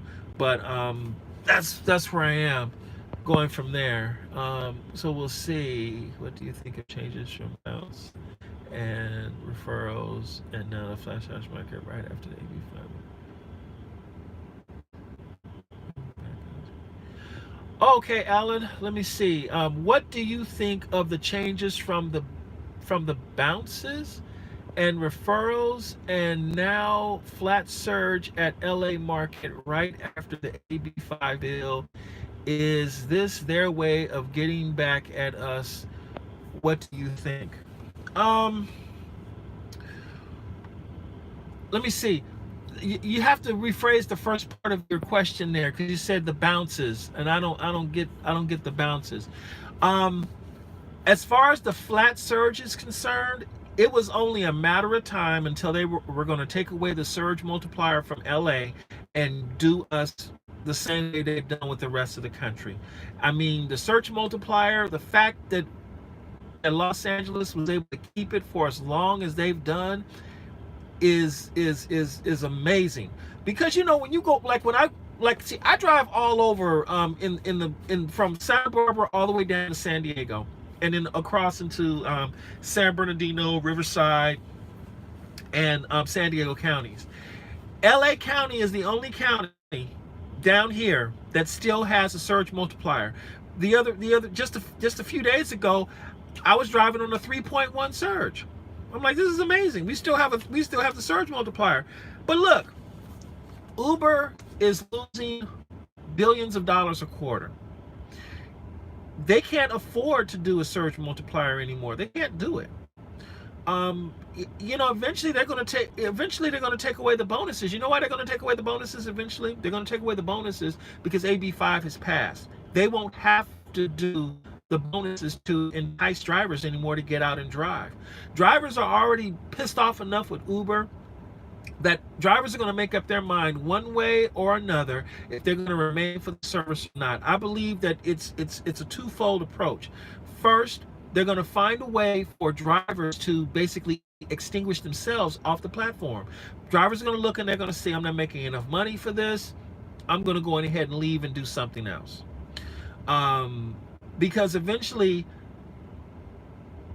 right now they're already squeezing the drivers for as much blood from a rock as they can. They're already doing it. And a lot of drivers, come January 1st, a lot of drivers are going to leave because they're like, hey, it's not going to be worth it, because they're going to see what the hourly rate is going to be.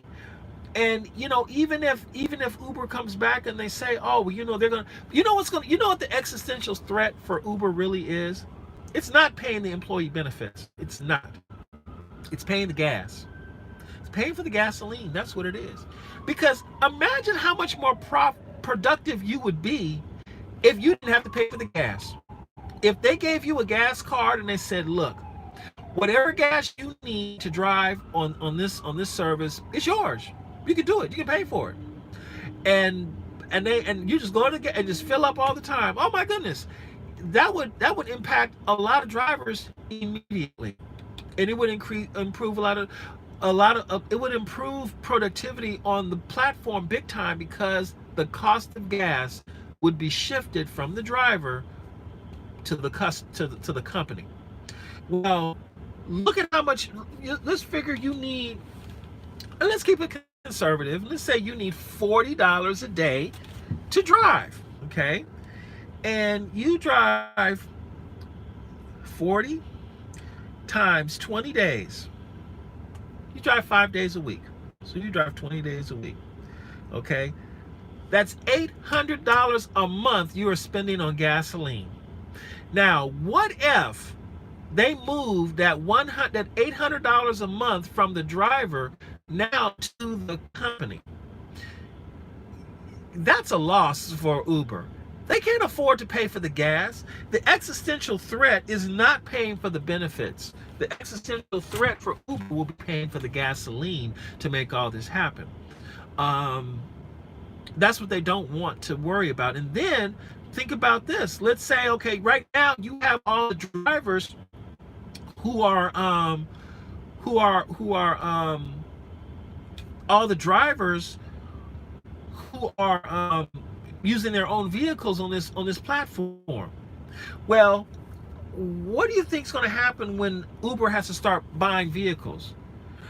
Are they all of a sudden going to start buying, like Google? Google recently bought, I believe, 62,000 minivans for their autonomous vehicle platform dealers. So Uber's going to need a whole lot more vehicles than that. Are we going to start driving around Uber vehicles that Uber pays for? Is Uber going to go out and all of a sudden start buying a bunch of Chevy Bolts and providing all these vehicles with electricity and everything? No, that's where the threat is. The threat is paying for these vehicles. They're already paying for the insurance, but now they're gonna have to pay for the vehicles, pay for the maintenance, and pay for the fuel for them. Tires blowing out and seats getting messed up and whatnot. No, it's going to be so costly and so expensive, and then they're going to have to deal with fraud on the reimbursement, all this kind of stuff. Look, it won't be like they're operating a bus service. It won't even be like they're operating a taxi cab service. But you know what? I ain't worried about Uber's problems. I'm really not, because I'm leaving. So what happens with Uber is what's going to happen with them. This basically is the chickens coming home to roost when it comes down to it. They had their chief legal officer come on board and say that the drivers aren't core to their business. And you figure, okay, if the drivers are not core to your business, how are you making money? If every single driver on Lyft, on Uber or Lyft worldwide stopped driving, how will these companies make money? The drivers are core to the business. It's just that simple. Uber says they're not a transportation company. If you're not a transportation company, why do you have a TCP in the state of California? By definition, you have a transportation charter party permit in the state of California. You are a transportation provider. You're a transportation company, plain and simple. Let me see. Hey Peterson, you have a good night. I had a long but financially prosperous day. See you next time. Hey George Schneider, thank you so much for that. I appreciate it. Catch you next time, man. I need to get to it also. Let me see. Anthony Luna, he says flat surge. All those minimum fares will finally be profitable and well worth it. Long trips will suck now, though. 80% of my rides are short to medium-ish rides, so this will work to my advantage. For those, me personally, I like long trips, just because that's the enjoyment that I get out of the rides by doing it. See, the thing is, flat surge doesn't happen often enough for me, and I personally don't drive after any sort of bonuses or incentives. I'm looking strictly at what I make per mile and per minute. That's it. I keep it simple. The longer, 1,000 miles, $1,150. That's what I look at. And so when I look at flat surge, I'd rather Uber and Lyft just take away all this stuff and just says, look, the drivers get $1 a mile and 50 cents a minute. That will satisfy everybody. Really, it will. You won't need an incentive, because the mileage and the time and the distance, and no matter what you do, it will work out just fine. Then at that point, if the money is $1 a mile and 50 cents a minute, then at that point I'm like, yeah, I'll get a Prius in a heartbeat. I'll get another Bolt in a heartbeat if I could. But the reality is, they're not going to do that. one $13.50 an hour, $15, even $21 an hour. It's going to be a big disappointment. You're used to driving, getting a trip from LAX to Santa Barbara, and that trip by itself is a $100 trip. Now you're only going to get $21 for that same work. No, I'm not feeling that at all. So I understand you're quitting rideshare, but what would you do if a passenger destroys your dash cam in an attempt to destroy evidence? Um, but what would you do if a passenger destroys your dash cam in an attempt to destroy evidence on his/her wrongdoing? That's a good question. I've never thought about that before. Um, you know, if I had a situation like that where the passenger um, actually tried to destroy the webcam in an attempt to cover their wrongdoing, I will say this: with a web-enabled camera, that actually wouldn't be a problem. And the reason why is because the footage that's on the camera would automatically be uploaded to the web. The material would be saved. Um, if you have a camera where the SD card is involved, um, the material is already saved on the SD card. If they destroy the camera, the data is still there. Um, the audio can be recorded. I would not be worried so much about the camera. I would be worried about my personal safety. Um, and I'd say this: a worst case scenario for me. Worst case scenario is this: if I'm put in a situation where somebody is going to threaten my safety, or they're going to try to harm me in some kind of way, I am fully prepared to fully engage the accelerator on this truck and run it into the heaviest tree I can find at full speed. I have an airbag, they don't. And we're going to find out what happens afterwards. Yes, I am prepared to total out this car. That's what it takes to protect myself from injury. I'm not afraid of these fools out here. You gotta look. When I first started being a bus operator for Mystro, I was a scaredy cat. Oh my God, I was just so scared, so afraid, or so. But one day I woke up and I realized I'm Captain Kirk. This is the Enterprise, and this spaceship is going nowhere unless I say it goes somewhere. And I've had some straight up gangsters get up in this vehicle, and the energy that I put out to them in a second is, we ain't doing nothing until I say it's okay to do it. And they comply. They know they ain't going nowhere. If someone puts a gun to my head while the vehicle is parked, hey, I will make sure that I hustle my stuff out of here as quickly as I can. And they got a Yukon XL. But if we rolling and we're driving, they already have a sense he ain't the one to mess with, because we're gonna have a collision one way or another. I'm not afraid out here. I'm really not. It's anything you do in this life, in this world, especially in 2019, it's a risk. You're taking a risk because, like my pastor said all the time, tomorrow ain't promised to you. Hey, the next 5 minutes ain't promised to you. I've been laid up in the hospital twice. I almost died 2 times. And I'm like, you know what? You have a different perspective when things like that happen to you. But I don't let these customers boss me around anymore. If I see a ride I don't like a Uber Comfort comes through, I decline it. I'm like, okay, great. I remade gold today. I got 601 points today, and I'm back on gold. I'm like, okay, that's cute. They say, oh, you got free roadside assistance. Okay, that's wonderful. But I've been paying for AAA for what, 30 years now. So I don't need your roadside assistance. I got OnStar in the vehicle. If I want roadside assistance, I can press the blue button, and so I don't need your roadstar. And then as far as the education is concerned, okay, that's great that you have it, but get this, just as soon as you get comfortable with it, they take it away from you because you didn't do any rides. So what real benefit is all that stuff? I say this to answer your question.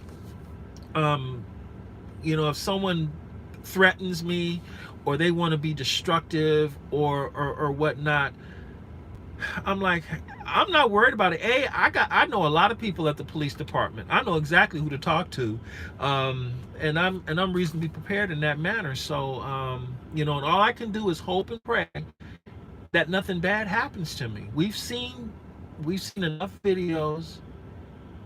We have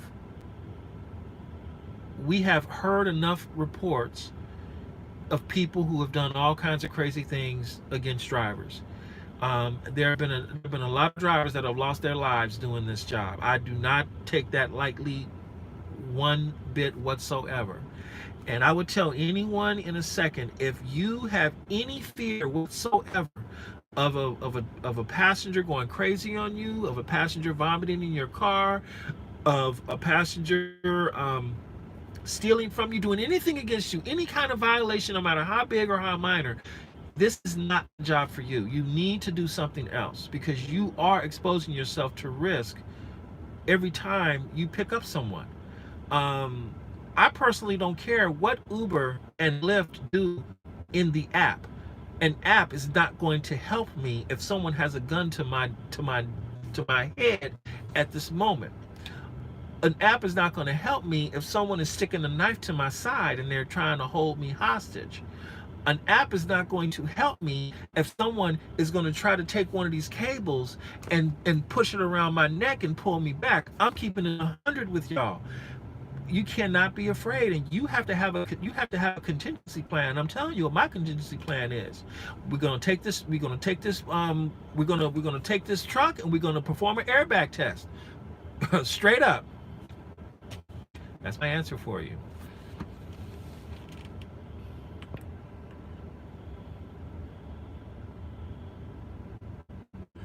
There ain't no roadside assistance. It goes through a fourth party processor, and there is a glitch in the system. LOL. Yeah, there is a glitch in the system. That's why you have AAA, and you have OnStar, and you have who else do you have? Any of these other roadside assistance, MCA, and all like that. Look, you have backups of your backups. It's no problem. If AAA tells me we're not going to take care of you, I'm going to press the blue button. I'm going to say, OnStar, hey, what's up? Okay, Mr. Peterson, if you want the OnStar service, you have to pay us $20. Let me give you my credit card right now. And you do it, and they say, okay, we got somebody on your way. I love OnStar. OnStar is great. I had OnStar with my Chevy Cruze. I had OnStar with there's another vehicle I had OnStar with. Oh, and with the Bolt, Chevy Bolt. And they gave me free roadside assistance with this vehicle up to 100,000 miles, but this truck just hit 106,000 miles. So I'm like, if I need to pay for it on the spot, they'll say, yeah, just pay us $20 right now. You got your OnStar paid for, and you're good to go. So I'm not going to pay them until it's done, but I got it right here if I need it. So yeah, I mean, they say, and look, it ain't free. The roadside assistance from Uber is not free. You pay for it because you're the one that had to put in the work to qualify for it in the first place. It ain't free. You qualified for rideshare assistance, for roadside assistance that is provided to you as long as you are a gold or higher Uber Pro driver. It ain't free. You worked for it. If it were free, the guy sitting on the street who doesn't have a car, he would get free roadside assistance, and then he would say, "Oh, okay, well, I'll call Uber roadside assistance for you because they're giving me free. You don't have to do anything for it. You don't have to pay for it. That's free. You the driver. You paid for it. You worked for it. You got the 600 plus points to qualify for it. you now have roadside assistance as part of your experience being an Uber driver. Now get this, that roadside assistance only comes into play when you're actually on Uber. You don't get it if you're using Lyft. So it's all relative. Keep it real, people. Keep it real. Let me see. Cab driver trick. Start acting and driving crazy. They will beg you to stop and let them out. Let me see. Planning on going to nursing school as well, so I have my way out of the gig economy. Yeah, the nursing school is a great thing to do. I was, when I was in Atlanta 10 years ago, I actually went to CNA school. I'm trained as a certified nursing assistant, and I was actually offered a job by the Georgia prison system to be to work in the prisons as a CNA. Believe it or not, they have disabled people in prison, and they need big strong people to move those big strong guys around. And it's a tough job, but hey, it was going to open up a lot of opportunity for me, and I was formally offered the job, but I ended up going back to LA before I could accept the position. But I trained for it, so yeah. I don't plan on doing that in Georgia, but I do know that opportunity is available. If I decide to do it again, I might do that. If I want a great government job, I'll probably do that. Let me see. How is your back? What's your back up to your? Oh, what's your back up? Your backup, Peterson.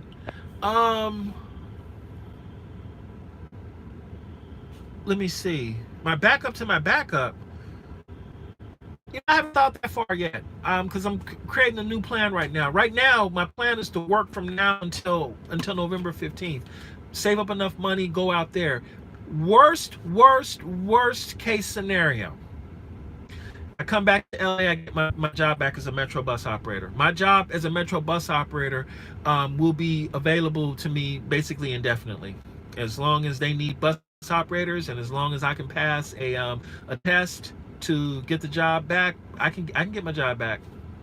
They'll review my record and all this kind of stuff, but I'm like, I can, if I want my ultimate backup, if it all fails, if it all falls apart, provided I don't get paralyzed, the backup is just come back to LA and be a bus operator, live in the car, save my money, and go from there.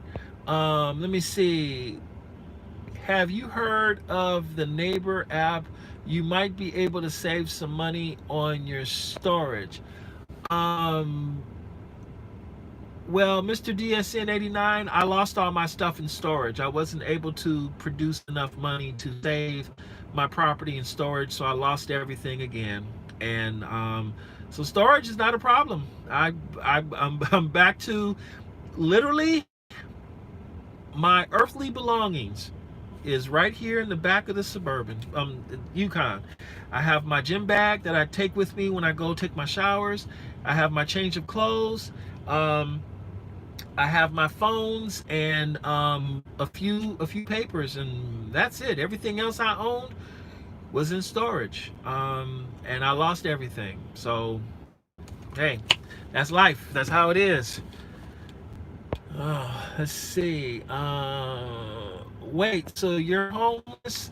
Frank, you're a little late to the party on that one, man. Yes, I'm homeless, man. I've been like this since when have I been like this? Oh goodness, I have to think back. I officially lost my apartment on March 3rd, 2017. Actually, I voluntarily moved out of the apartment. What happened was I lost my job with Metro April the 7th, 2016. And I started driving for Rideshare April the 3rd, 2016, because I realized the 7th I was gonna lose my job. And I did in fact lose my job. I was forced to cash out my retirement money, and I got caught up with my rent. But things got tough again because I just simply wasn't making enough money with Rideshare to help me cover my rent. It took me all this time to figure out the reason why I was losing so much money was because all of it was going towards gas. I lost it because I didn't have any money to pay for it. That's why I lost it. It's just that simple. You look, you become homeless because you don't have enough money to pay the rent. I mean, look, let's keep it real. In my case, I voluntarily gave up my apartment because my landlord, she became so enraged with me that she threatened to have her husband visit me. Her husband is a really big guy that you don't want to mess with. And I took that to be a physical threat to my safety and my well-being. One day she came to my house, she was so mad, and I was convinced at that moment that if she had a gun on her, she would have shot me. And so I went to the police department, I filed a report, and I packed my stuff up and I left. I said, I don't want to play this game. I don't want to do this. It was stressful. I couldn't sleep. I wasn't eating, and I was scared of her. Every time I see her name, I have fear behind that woman. And I'm like, you know what? This apartment ain't worth it. I'm thankful that at the end of the day, I don't have an eviction on my record. She got paid all her money, and I'm like, I will never do this again. And so I voluntarily went to, I started sleeping in my car. And that was when I had the BMW. And then I temporarily lived with my sister and her new husband. But I made a mistake with my sister and her husband, and they got mad at me, and they basically put me out and got rid of all my stuff too. And that really hurt. That one really hurt. I never thought that my sister of all people would have done that to me. But hey, it happened. And I said, you know what? I love my sister. I forgive her, but I would have never done to her what she did to me. So I said, okay, I'll remember that in the memory banks. And yeah, so I've been living in my car basically ever since June of 2017. Yeah. I get a motel room once or twice a month so I can have a full uninterrupted 8 to 12 hours of sleep. But every other night, I find real good places that where I know I won't be bothered because I know where to go, and I sleep in the car, and it's been working out okay. I have places I go to where I can take showers, relieve myself, keep my clothes clean, keep me shaved up. That's what Instant Pay allows me to do. Instant Pay allows me to keep myself reasonably well, so I can go out, make the money, spend the money to keep the stuff clean. But having the storage spot was supposed to help me, because that's where I went to hang up my clothes. When you all saw me in the BMW when I was all dressed up and clean, well, the reason why was because I had 9 days worth of clothes in my storage spot, and so I would change clothes every other day. That's how I kept clean. And I would go to the storage spot, and I had all my dry cleaning set there, because all that stuff required dry cleaning. And so I would shower up, everything was good to go. 6:30 in the morning, I drive out to the storage spot. I would change clothes to the storage location, and then I would go ahead and do my job. And the BMW, the reason why I held on to the Beamer for so long was because that was my hope. That was my dream. My dream was to buy that car from the partners so that I could continue on with my own business and make all the money on my own. So I was holding on to that dream for so long. And when that car developed mechanical problems, and the partners and I had too much friction around that, and they were concerned about making their money, but they were not concerned about my ratings. And I owed them so much money. I'm like, you know what? We need to end this. And so I returned the car to him because it wasn't going to work anymore. And I was with that car for 2 years. It was a wonderful experience. I miss it, and I'm gonna tell you, I don't care what anybody says. My partners were good to me. It was a business arrangement that ultimately did not turn out the way we both hoped it would. Um, but I have fond memories of them, and I always will. So that's that. And I have no problem being open about it, Eric, because it happened. It's like, hey, you put your best foot forward, you hope for the best, but sometimes the worst happens, and you go from there. Um, I really have no interest in moving to New Orleans. I thought about it, but I'm not too, after Hurricane Katrina and just the general environment in New Orleans and whatnot. New Orleans is not exactly a city I want to move to. And I'm gonna tell you, when it comes to where I want to be in the country, in the United States, I'm exactly where I want to be right now.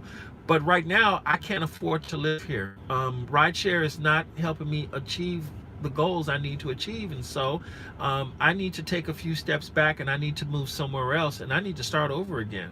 And that's what I'm doing.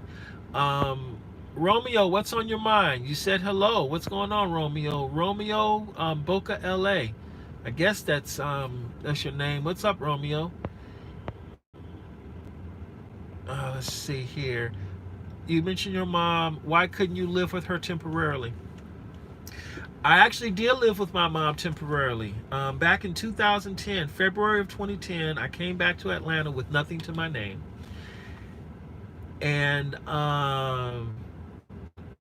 what happened was I moved back to my mom's. I got a job within 2 weeks working for a telemarketing company.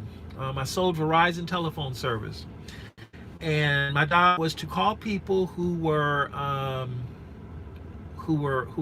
what were they doing? They were going over their data.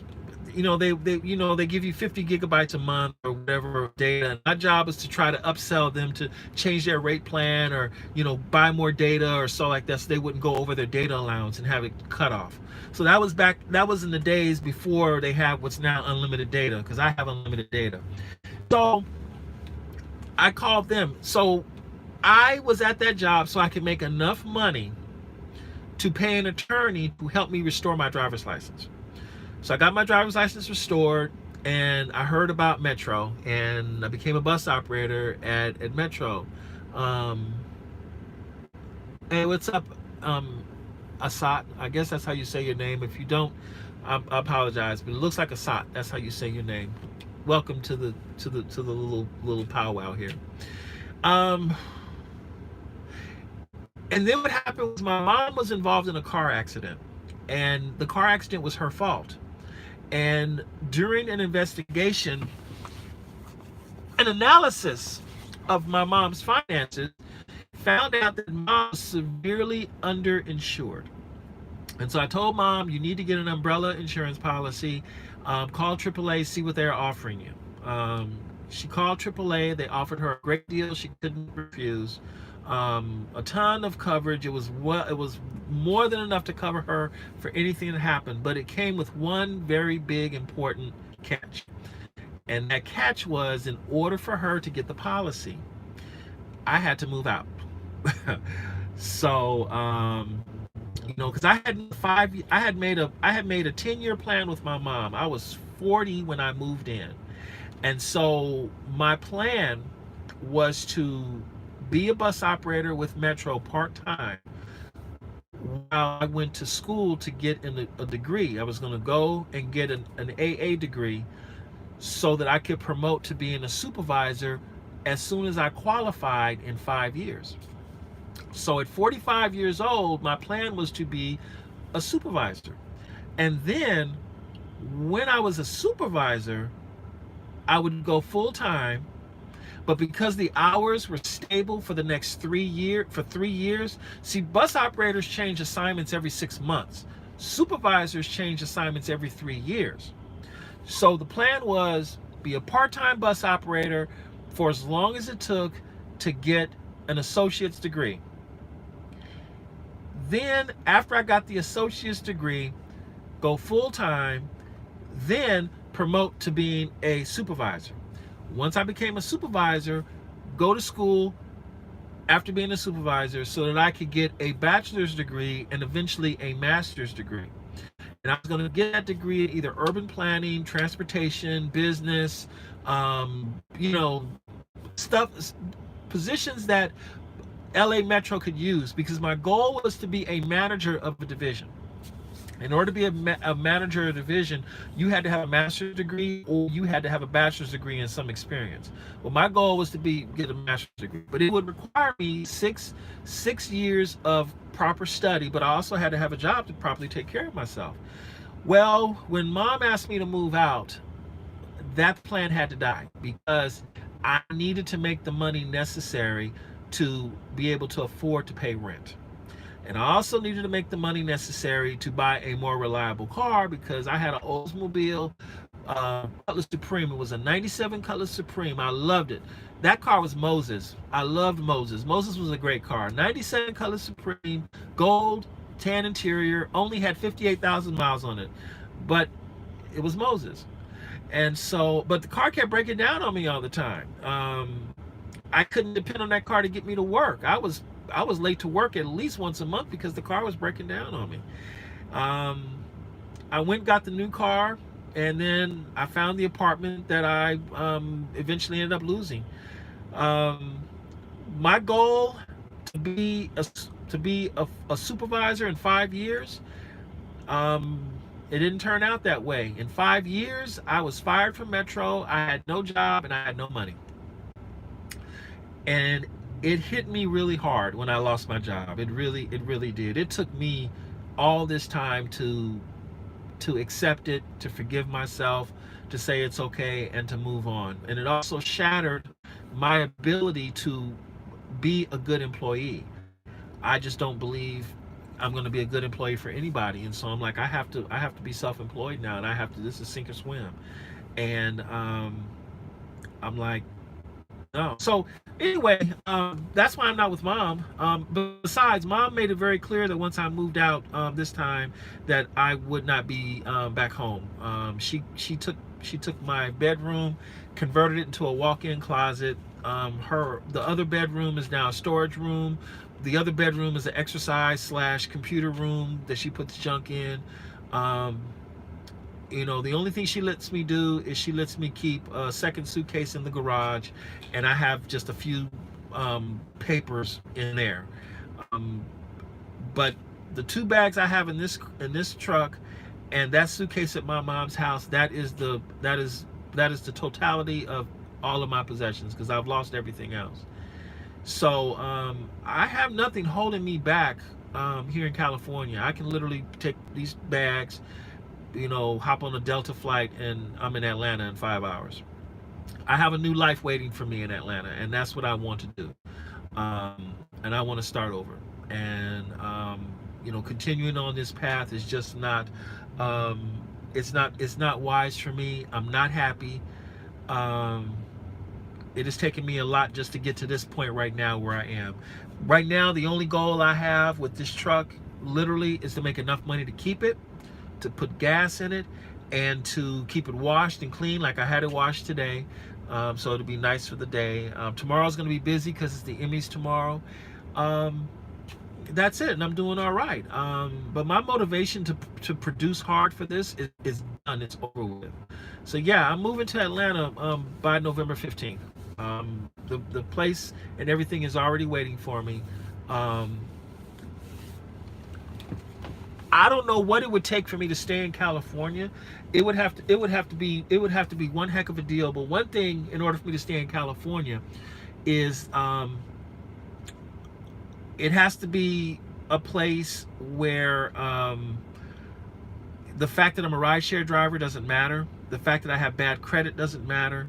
The fact that what else? Oh, and the fact that I don't have any references doesn't matter, because My last landlord, she won't give me a good reference, and I haven't had an apartment since 2016, since 2017. Um, so on paper, I'm a big risk. I'm a big risk on paper. Can I get a job? I can get a job. That I have no problems with. I can pass any background test. Um, I can pass any drug test, any test that come my way. What gets in the way is just the circumstances around. Well, you don't have any references from anybody, and your credit is kind of crappy, and we don't have any real concrete, objective ideas on if we should really take a chance on you or not, because this person here is a more attractive candidate than you are. And that's the situation I'm going through. I'm moving to Atlanta because a person who has known me for over 20 years, he says, hey, you know what? I understand what you're going through. I've been through worse. If you need a place, I got it here waiting for you. And every other opportunity I've had, between the time I gave up my apartment until now, those opportunities have all basically went bad. And so I'm like, you know what? I really need to be on my own. I need to live alone. Living in a hostel or any type of shared environment. Um, I'm I don't have the confidence in myself to adapt well there. So I'm like, you know what? I'm better off doing the way I'm doing right now, and eventually I'll have the money to get where I'm going to. But at this pace, I'll be like this for another 2 years, and Atlanta, moving there actually short circuits that. And so now I have a place to stay, and then in 2 years I'll actually be able to buy my own house in a place where, okay, I can pay cash for the place. So like, for example, I see a bunch of houses in Alabama, Birmingham, for less than $10,000. And I'll call and get the particulars, and I'll buy one of those houses, and I will buy it. I will renovate that house bit by bit. I say, hey, what's the first thing I'm gonna do with the house? I'm gonna get the best toilet I can at Home Depot. And I'm gonna put it in there, and I'm like, boop, the beginning of the castle. A wonderful toilet. Because let's face it, you need to have a nice pot to sit on when it's time to do that. And I will make sure that I'm very well taken care of in that regard. That is for sure. And I will start from there. And I will renovate that place one floorboard at a time, one room at a time, one pipe at a time, one electrical thing at a time. Do all the outside stuff, and make sure, and then build from there. And then eventually I'll be able to move into the house and go from there. And I paid next to nothing for the place. So yeah, my main reason for moving to Atlanta is to solve my number one problem. My number one problem is housing, and I can do that in a place where it's cheaper to buy a house than to continue paying rent and end up getting kicked out for whatever reason. So, long story to your question, but one of my good friends literally just moved to Atlanta. Seems to like it a lot so far. Yeah, I lived out there for a year, back in 2000, between 2009 and 2010, March of 29 to February of 2010. I liked it out there very much. It was impossible to get a job though, because I had an issue with my driver's license. That has now since been resolved, and that won't hold me back at all. See, I go to Atlanta now, I transfer my driving record. Oh my goodness, I can get a job real fast. I can work at the airport. I get a job at a car dealership selling cars. I can even start at just being a porter. I have no problem going to a dealership and saying, look, pay me minimum wage to move your cars around and dry them and wash them and deliver them to customers or so like that. And then if I feel up to it, I might graduate to sales and all that kind of stuff. I got no problem starting from the bottom and going from the ground up. It's income, and it's something where I can start my life over again and go from there. Where else? Um, I could go delivery work because I have a commercial driver's license, so I could be a bobtail driver out there. Um, what else? I could give. I probably won't do.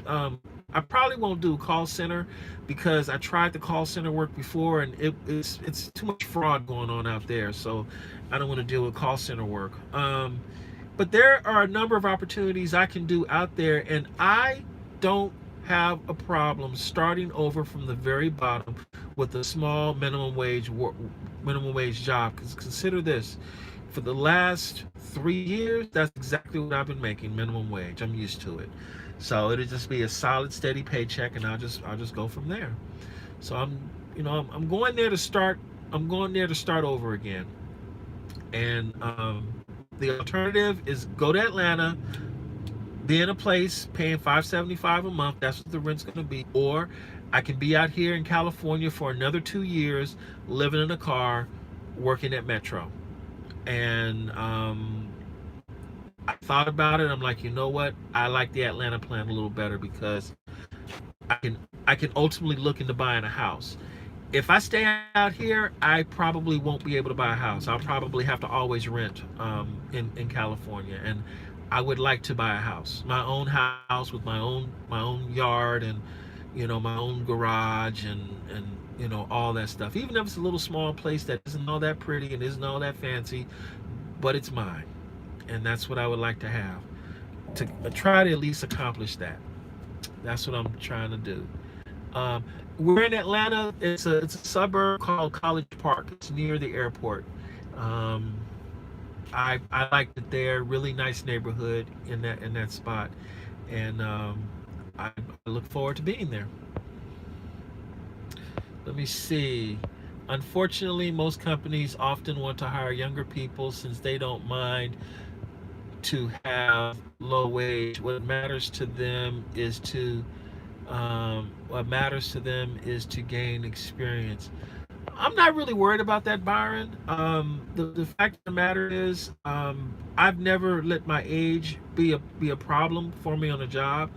And if there's a job out there that doesn't want me for my age, then they don't want me for my age. Then that's not the right job for me. I know what my limits are. And so I'm not really going to dwell on that too much. Yeah, East Point is the rough area.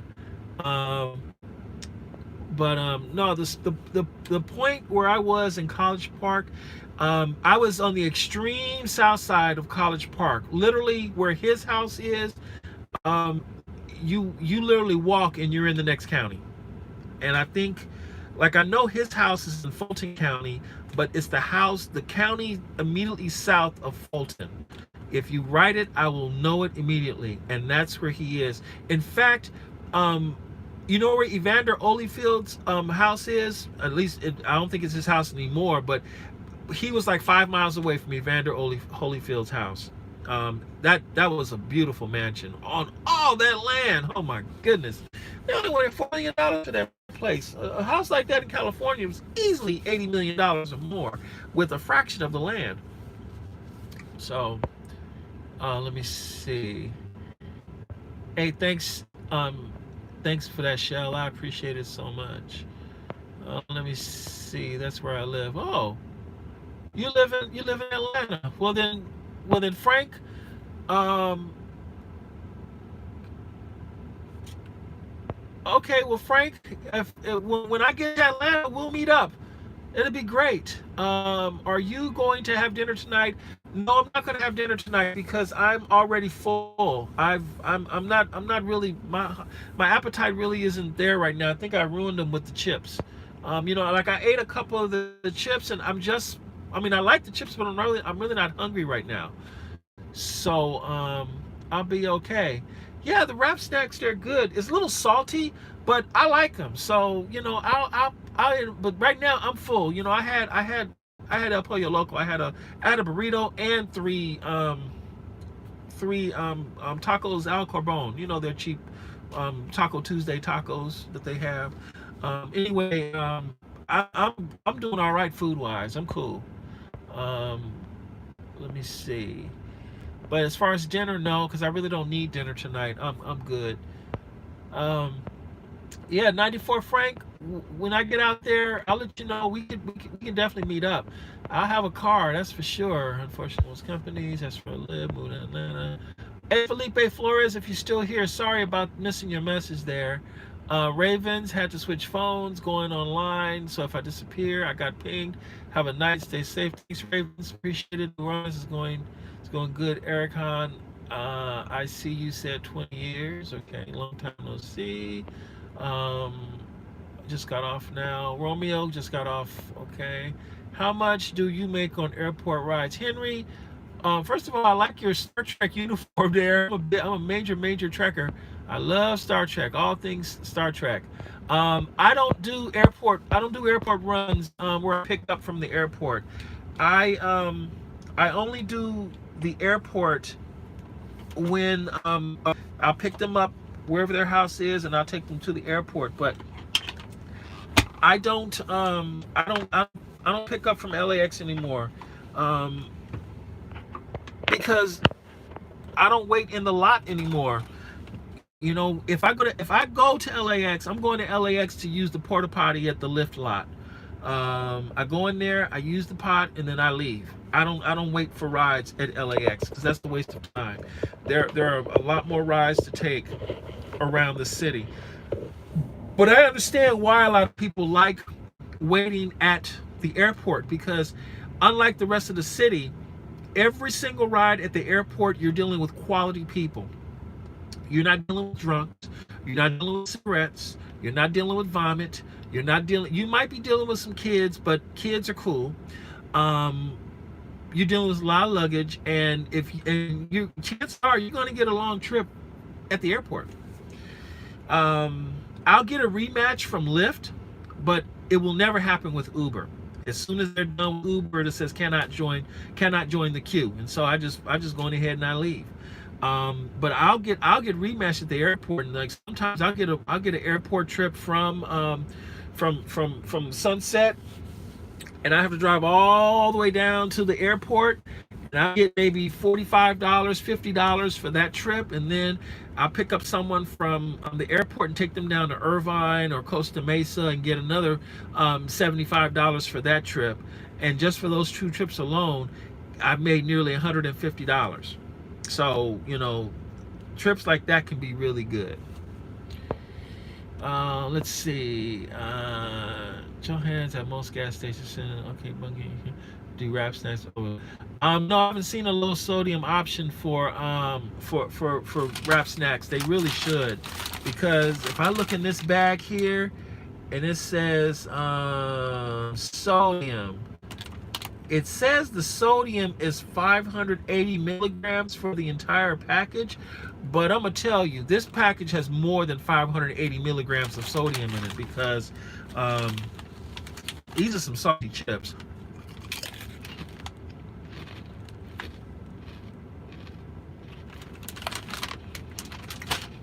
They're good, but they're salty.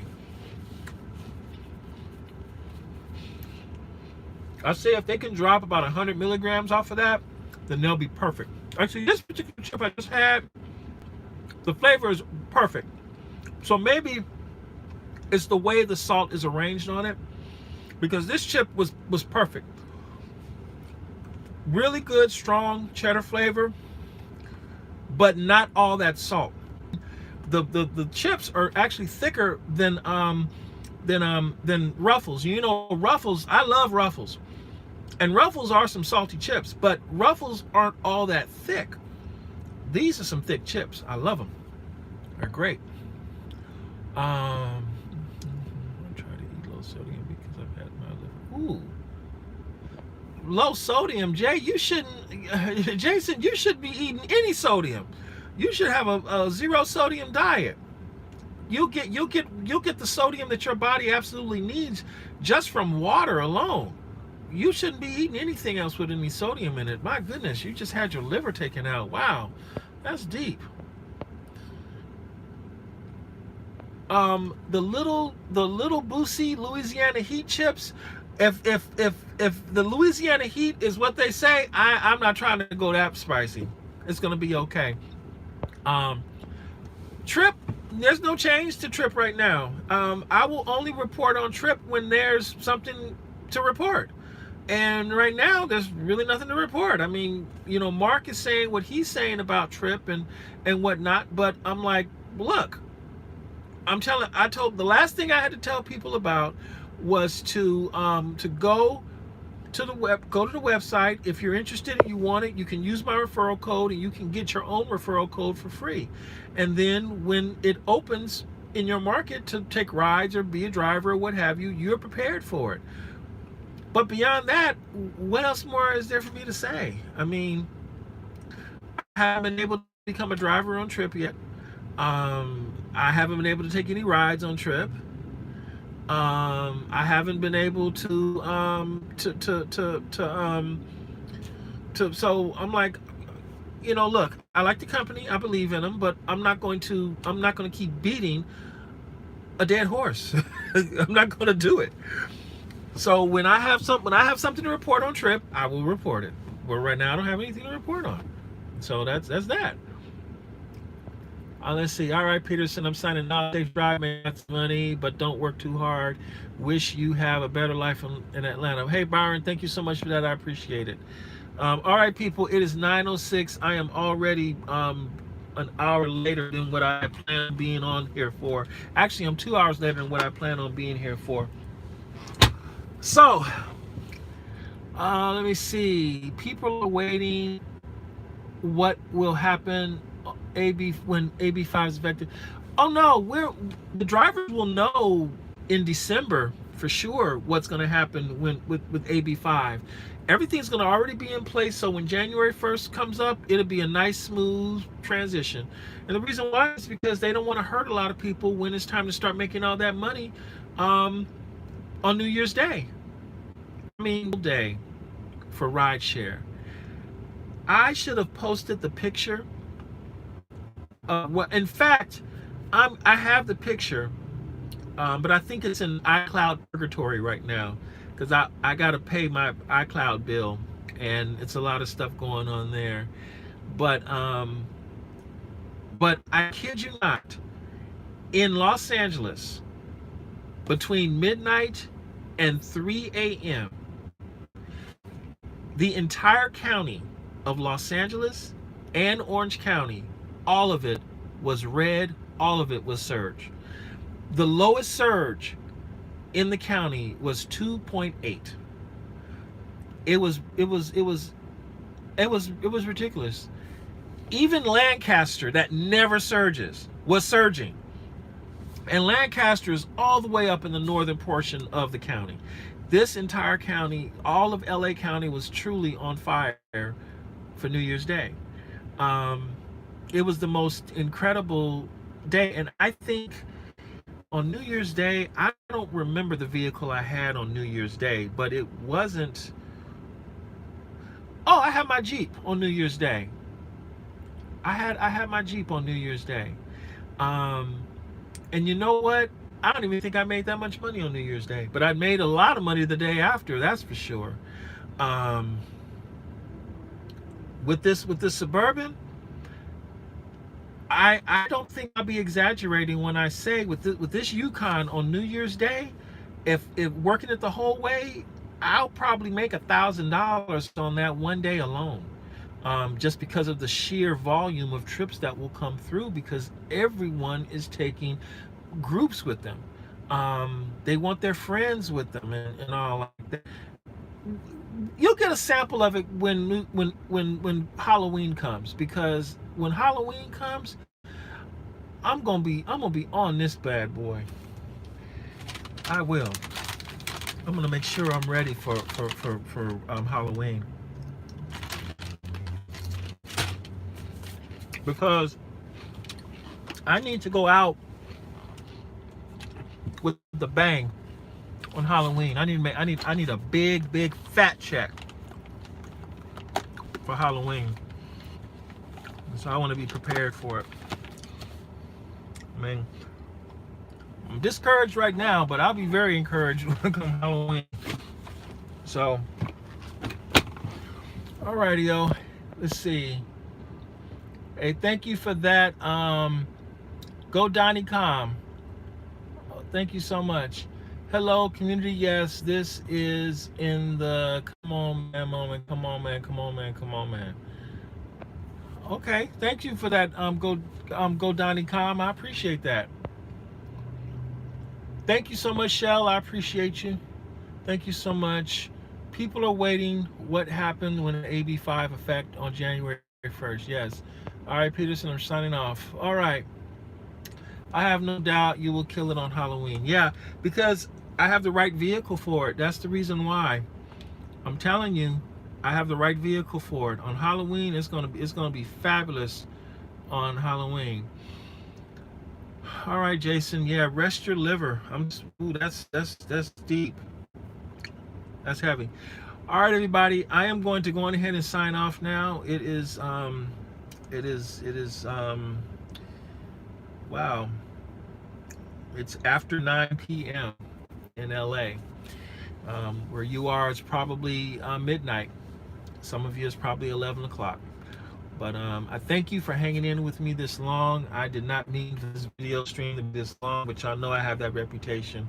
When I get the video streams, they last a minute.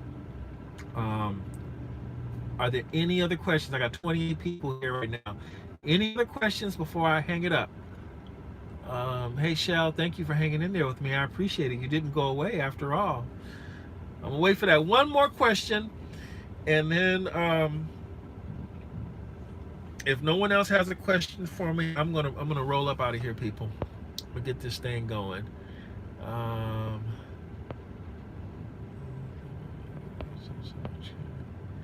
Yeah, I'm done. All right, everybody.